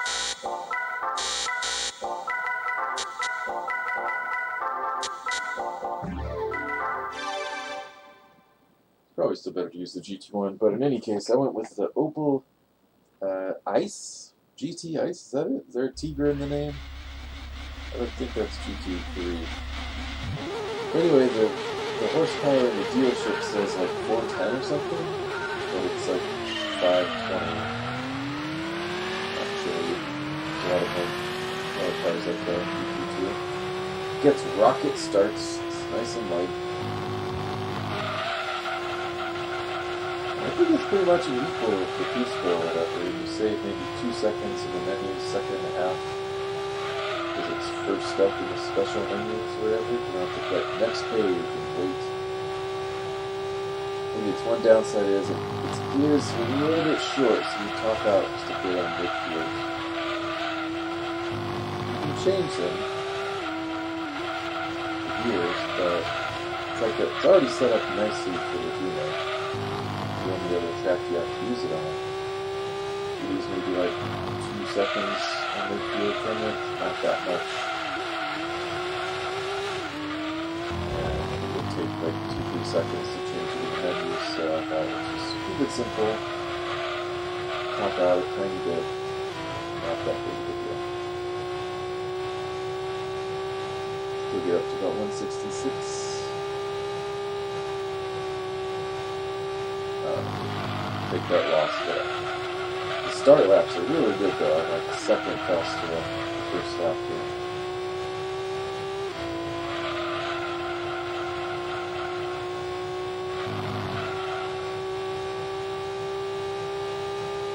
I just want to hold serve on the other laps. Feels like a 101.9 and a 101.3 or something.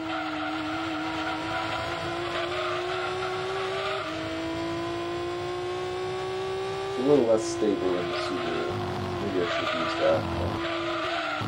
I'm in practice with that, so you can't change it until that's it.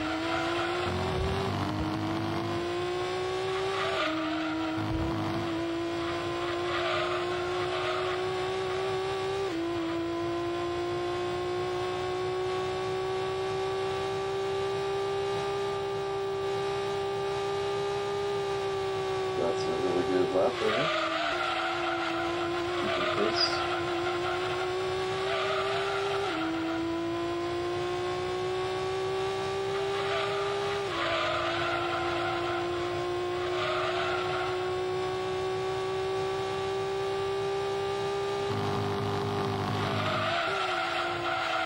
This one's only 6 laps instead of 9 like the RX-7, so maybe you could just skip suspension altogether. But it's naturally like very low springs, very high right 90, so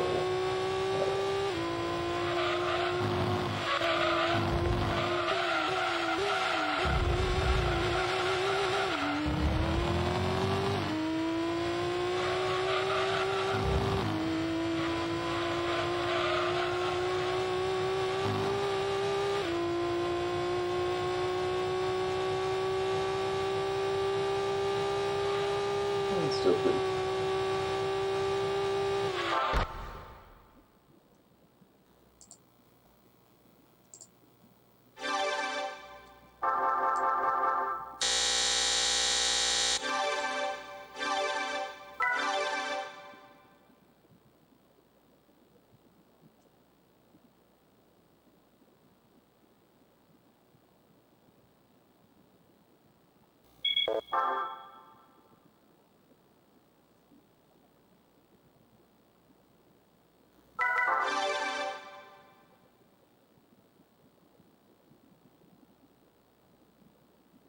Make sure you don't accidentally do Seattle there, which of course we did much earlier with the Miata.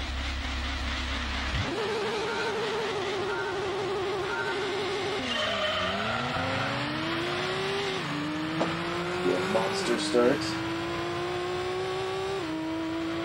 I think I tested this at the 1,000-meter track test. And I think it was as fast as the concept car and as fast as the Silhouette Skyline. Pretty damn good. Just in a straight line. It's not quite as grippy as some other ones. Might be a 591. First car race, you probably prefer that Skyline. The F2 over the concept car.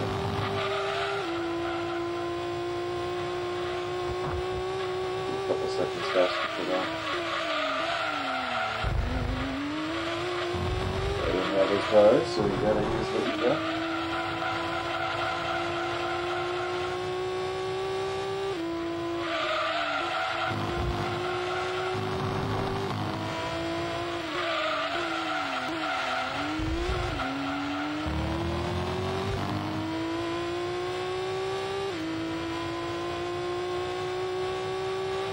Nice start lap.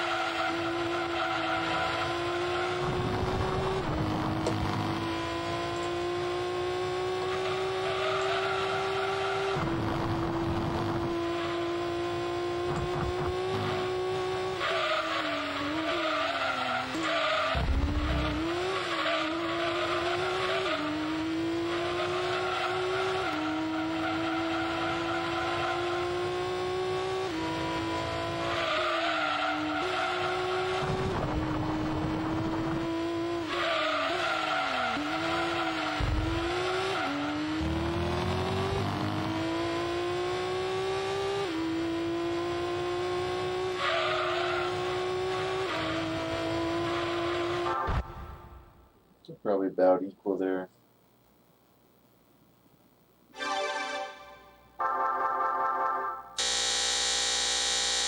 At the very least, it shows you can use either car if you're more comfortable with. And so now, we've got a couple more cars to sell, I think. And on to the final race with the 1,000 horsepower road car. Just need to sell the 2 expensive ones. Could use that one, but again, it drives like shit, that drag car. Just go in a straight line.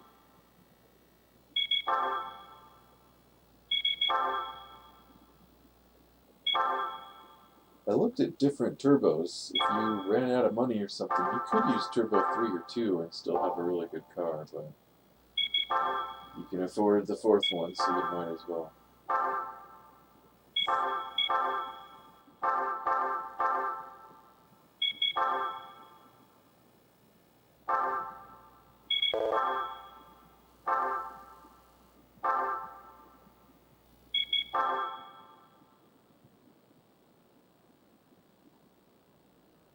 Decided I'd go for kind of another compromise setup. We got full springs, but keep the ride height in the middle. Can't adjust the downforce, so you can just go. Prime Mountain, I think, is the hardest one with this car. It's just kind of crazy. You go ups and downs, and you go over the crest of the start of the first sector split or whatever. If you bump into one of these cars, now your balance is really bad. I think you have less downforce being in front of them. Ridges is kind of blocked by the M12 or Jaguar, but I didn't really care. I pushed this forward a little. That's a tough part. Ooh, Jesus. Spin it on exit there. But ultimately, too, nice that there's no DC on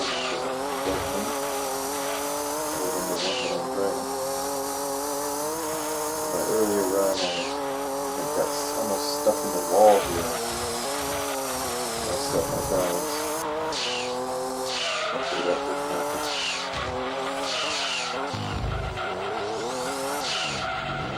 Ooh, what's that spin, jeez. I know I'm up by a lot here, so I don't mess it up, but it's hard to go really conservative with this car.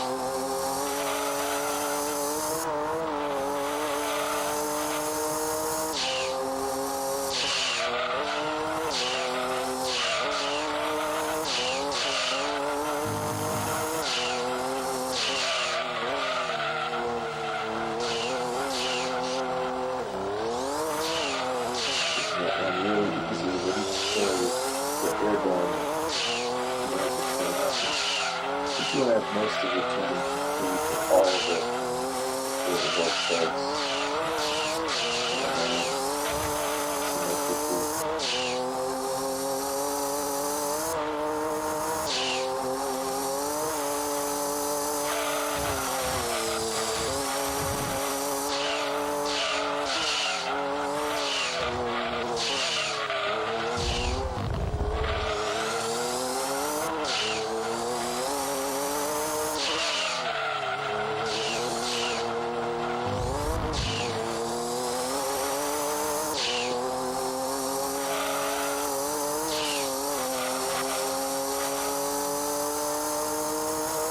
Okay, that I can go faster, but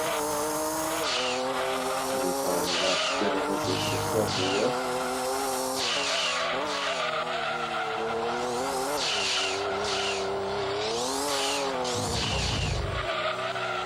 It's not only off-camber turns where you're like slanting away from the direction you have to go. It's quite difficult.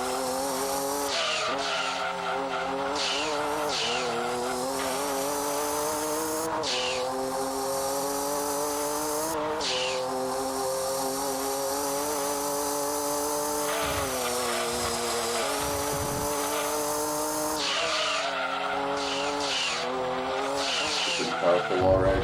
Go like 175.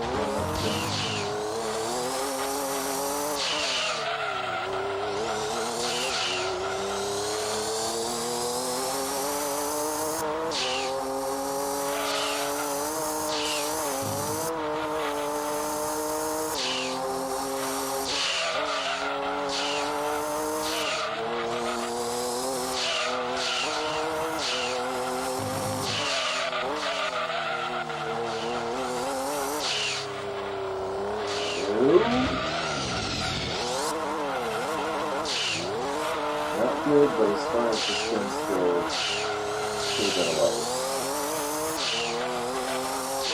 You get like magnetically glued to the wall a little bit, and you have to hit reverse. Momentum is somehow still carrying you forward, not getting reverse. So we're going to lose some time on this race. This time I'm thinking, oh shit, here it goes again. Crazy computer.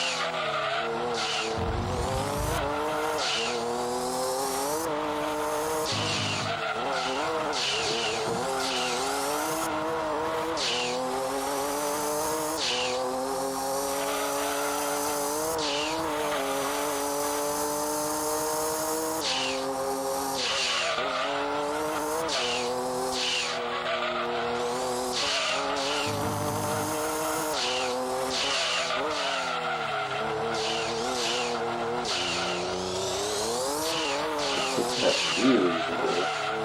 Even so, you still overshoot that limit.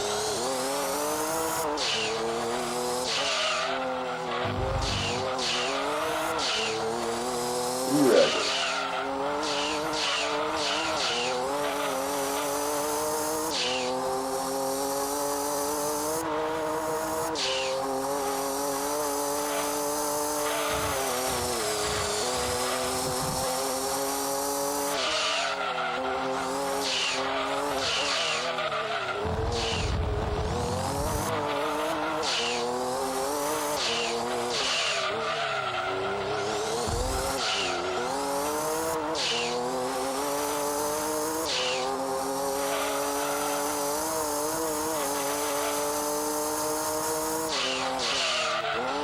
I survived it, I guess.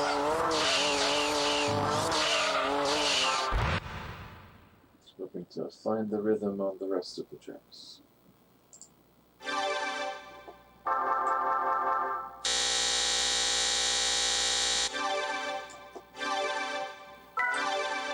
Making sure not to accidentally click exit out of the whole championship. You really don't have time to enter back into the settings and fine-tune it for every track. You just choose one that works pretty well for all of them.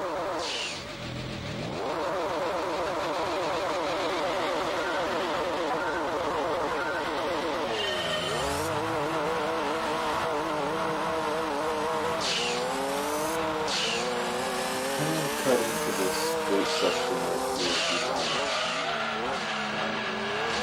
A little riskier, not much faster with this quad, so I just skip that every time.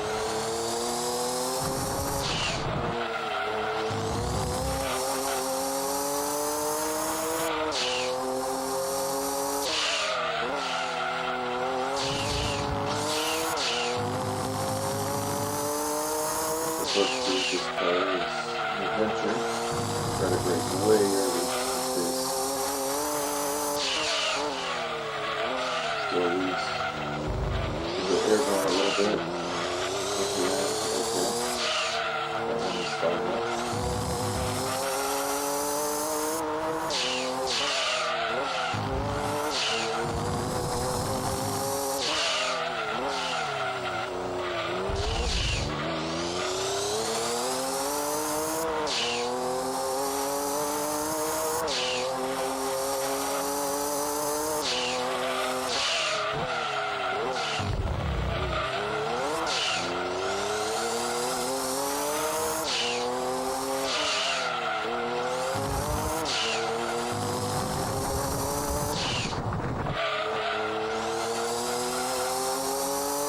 little awkward as you transition from dirt to road in its understeer.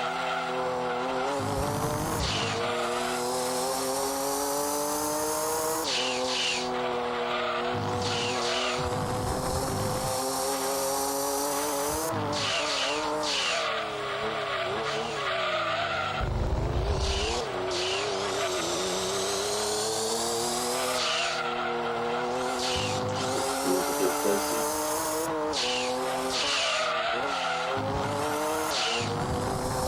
Around somewhere in the 105s.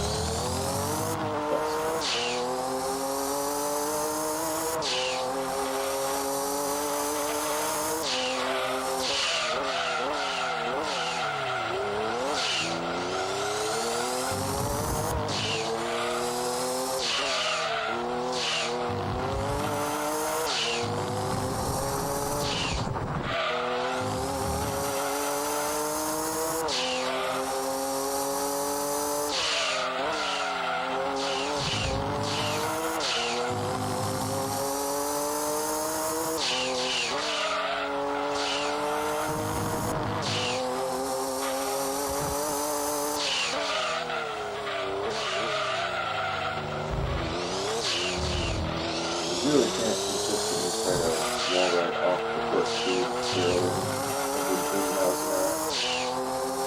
Really sort of crazy hot lap. After 5 laps in a row.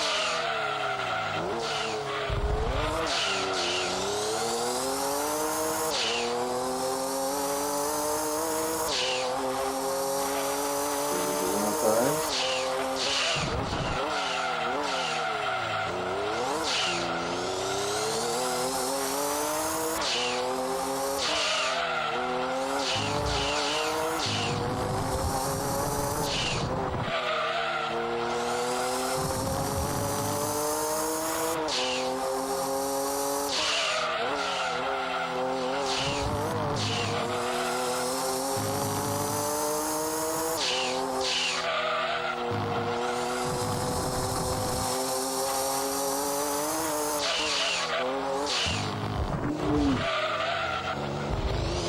Lucky you better swing out well.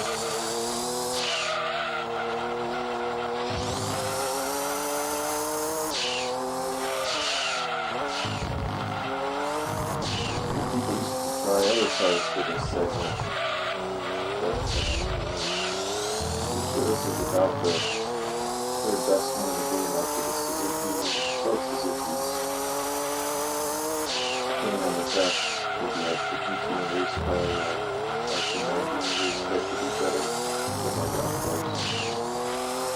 But ultimately, I think you just gotta drive this crazy.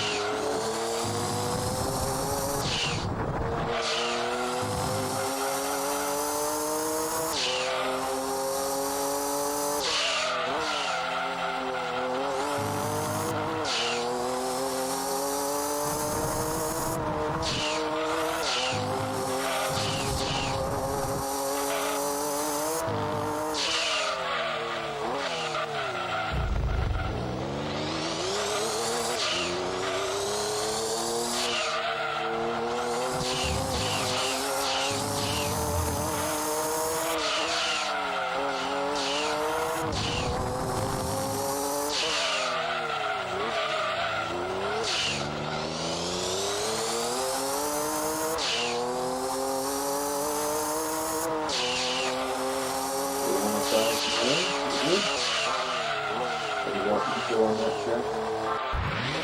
Keep the record. So still a good lead in hand.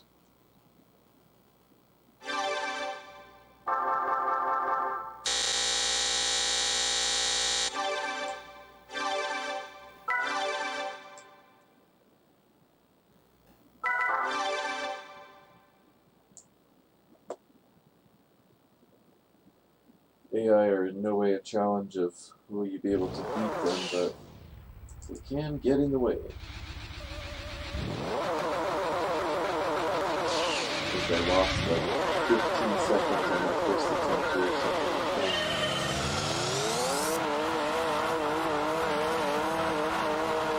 Some stupid.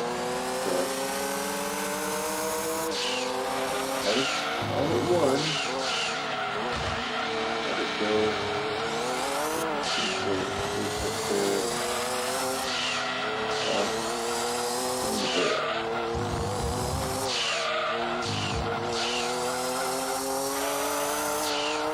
It's a little too fast for the track, though. That's to slap us down first. Baby it a little bit, but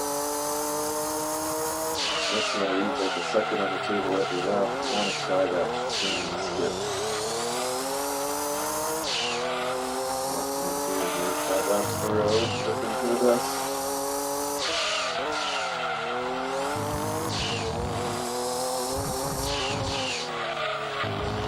With a stiff car, it's ready to bounce around. Tell them that's fine.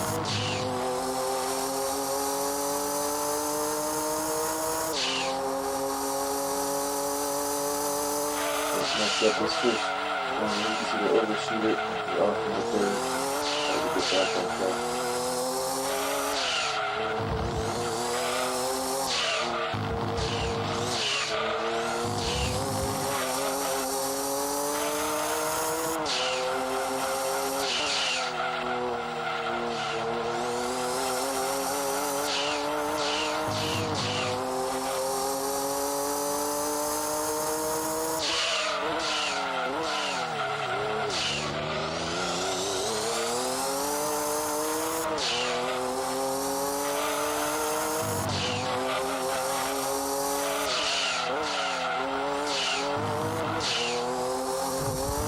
Almost hit that there.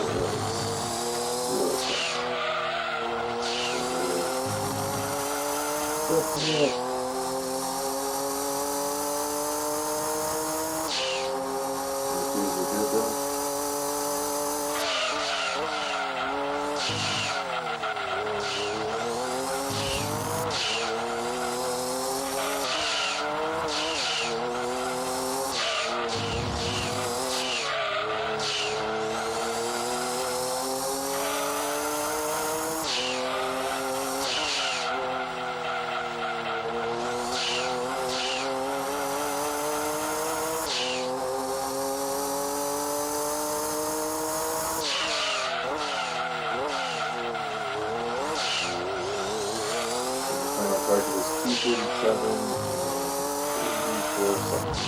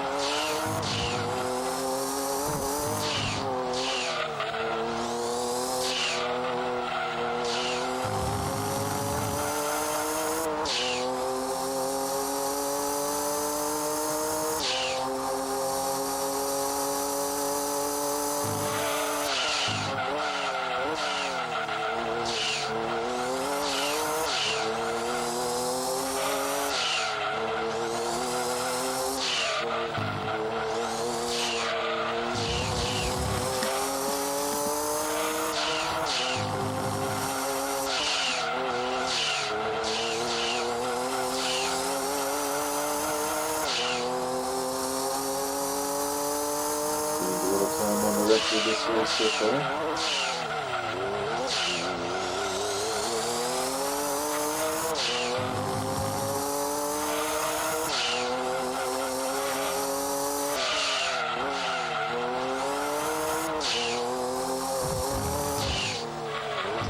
Gain strikes on the last lap. Not great, but at least he didn't spin out situations.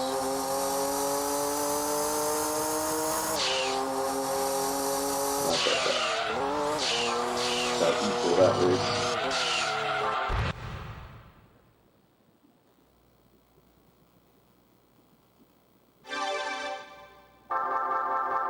About 12.5 minutes left.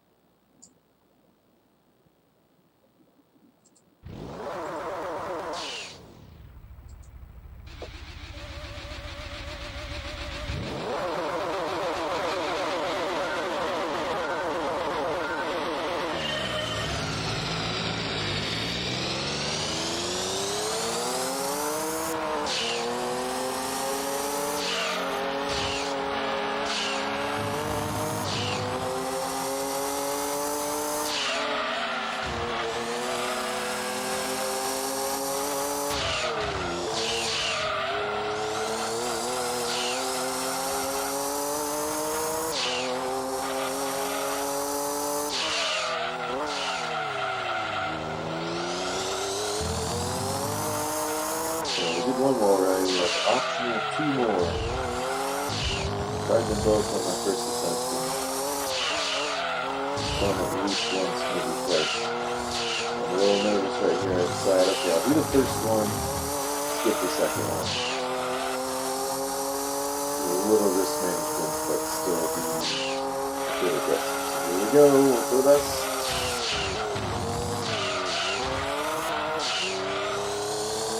Not a great start. Not a spin. After the sign, like, what am I going to do? I didn't really practice that one much regularly.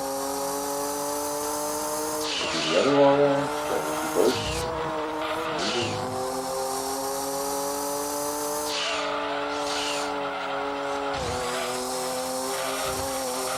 I've got that one. It's pretty safe. Saves a little time. Also, while I this one, we got way too risky with them.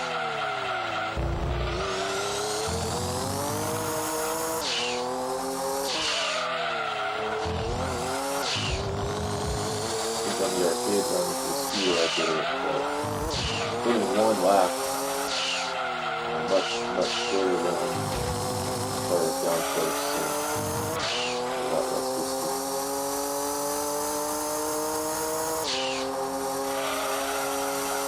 What the hell, let's stick with it.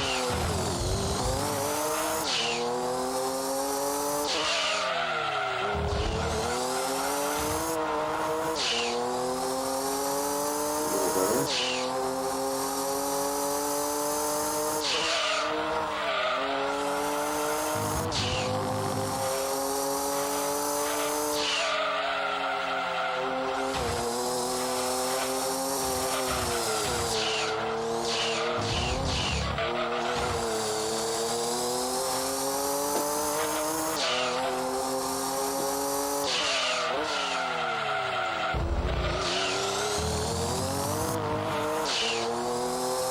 It should be turned to the rumble gears.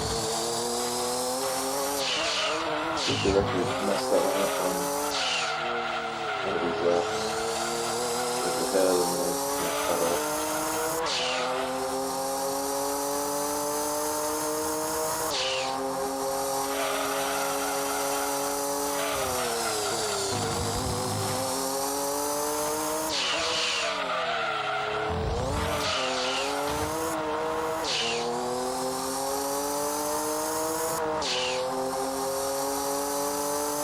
I like doing the 105, but 106s will do.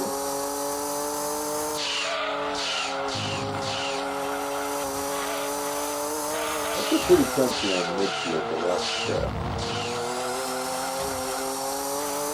Maybe can get more comfy with this car, so like just 2 more laps. Just get minutes. At this point I'm also kind of like thirsty and hungry and feeling distressed.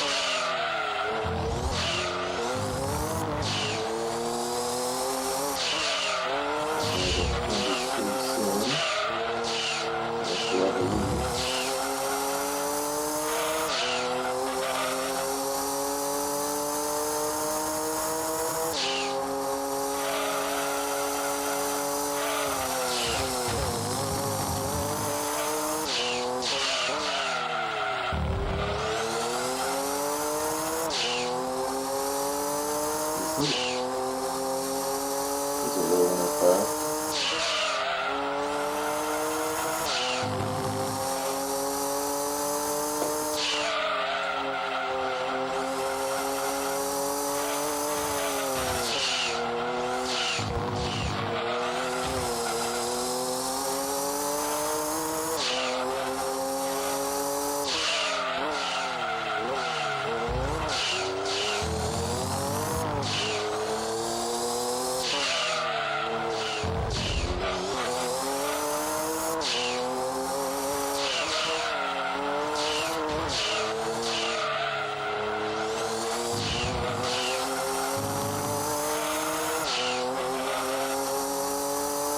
More wall ride, come on. No spinning.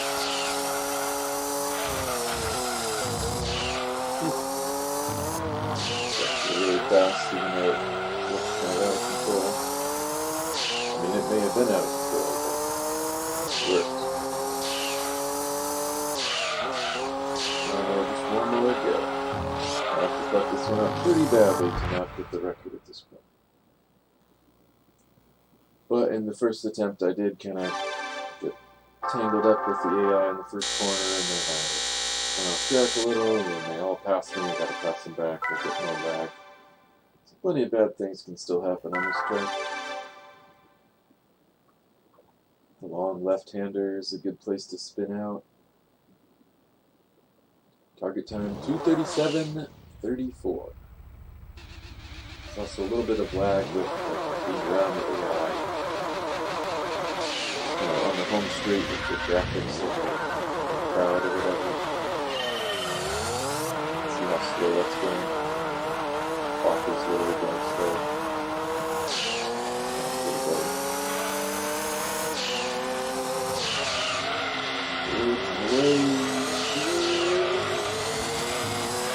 Kind of worked out like it.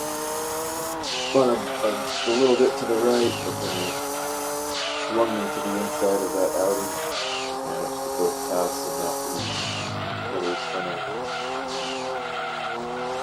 It's a spin out to the right. It's slide it to the right.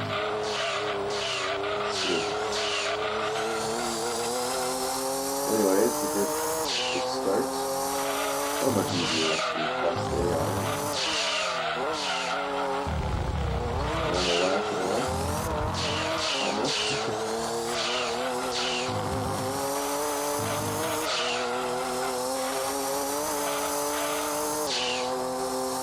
Where if you get like 55, 54, 56, 55, something like that.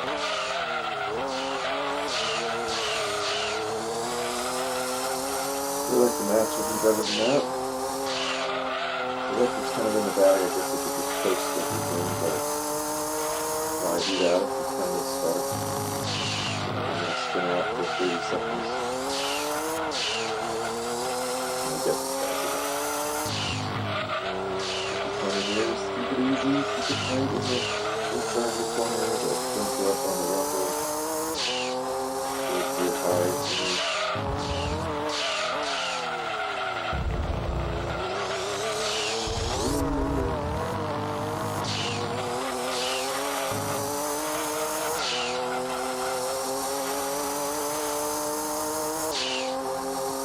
Try the ground effect here, but you have to go back into the menu. Use a little time there. Like through the high. It's pretty risky.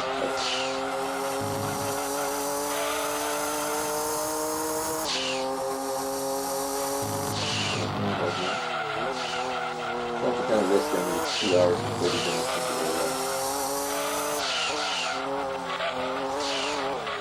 Minutes to finish here.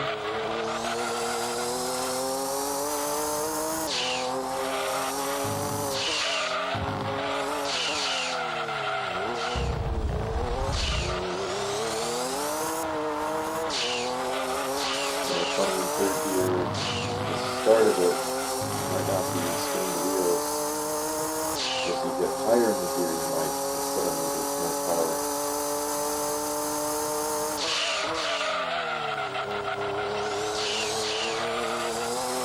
couple 55s. I know I can go a little bit faster.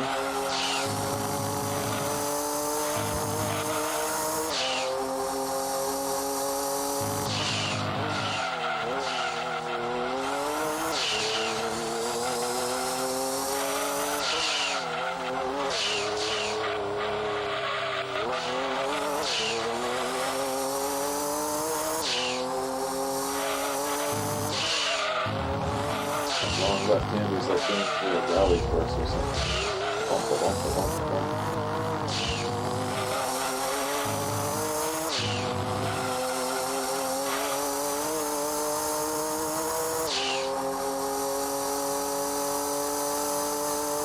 Low 54, that's more like it.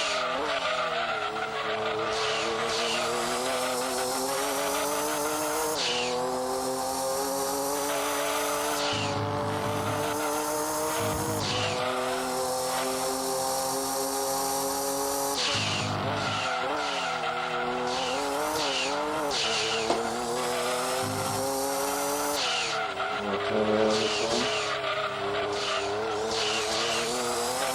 Through safe. More hairpin.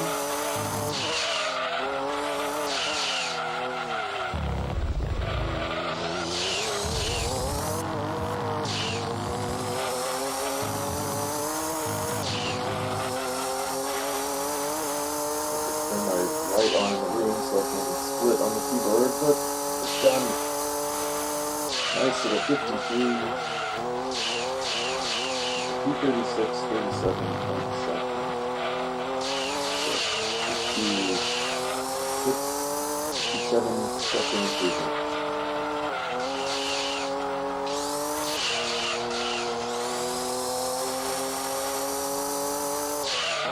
That's it.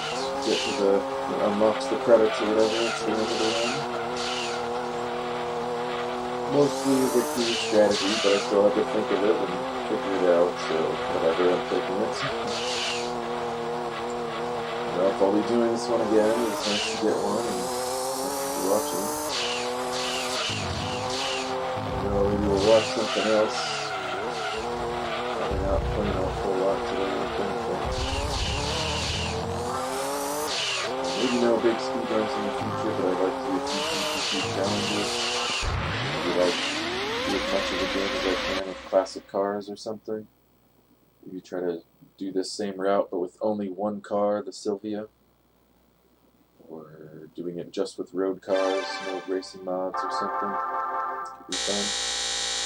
I think in this video I go through the prize car. I don't know if it's always the GT1, but that's what it is this time.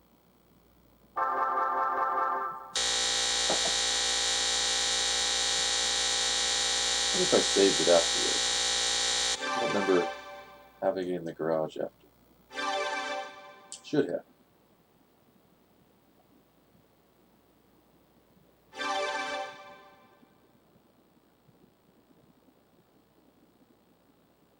It's not quite the rousing finale you want of a game that you might have played for 50 hours.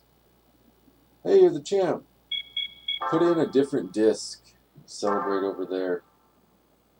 We're not going to give you a shit. This car, I think, is better on the tighter tracks than the road car, but you can't give it a turbo, so it's worse on like midfield or Red Rock or something.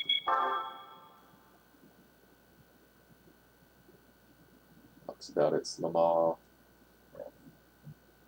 adventures. I think it got second. I don't know if it actually won. A respectable second place, it says. Well done. I don't know who won that year, if it was the R390 or some other car entirely.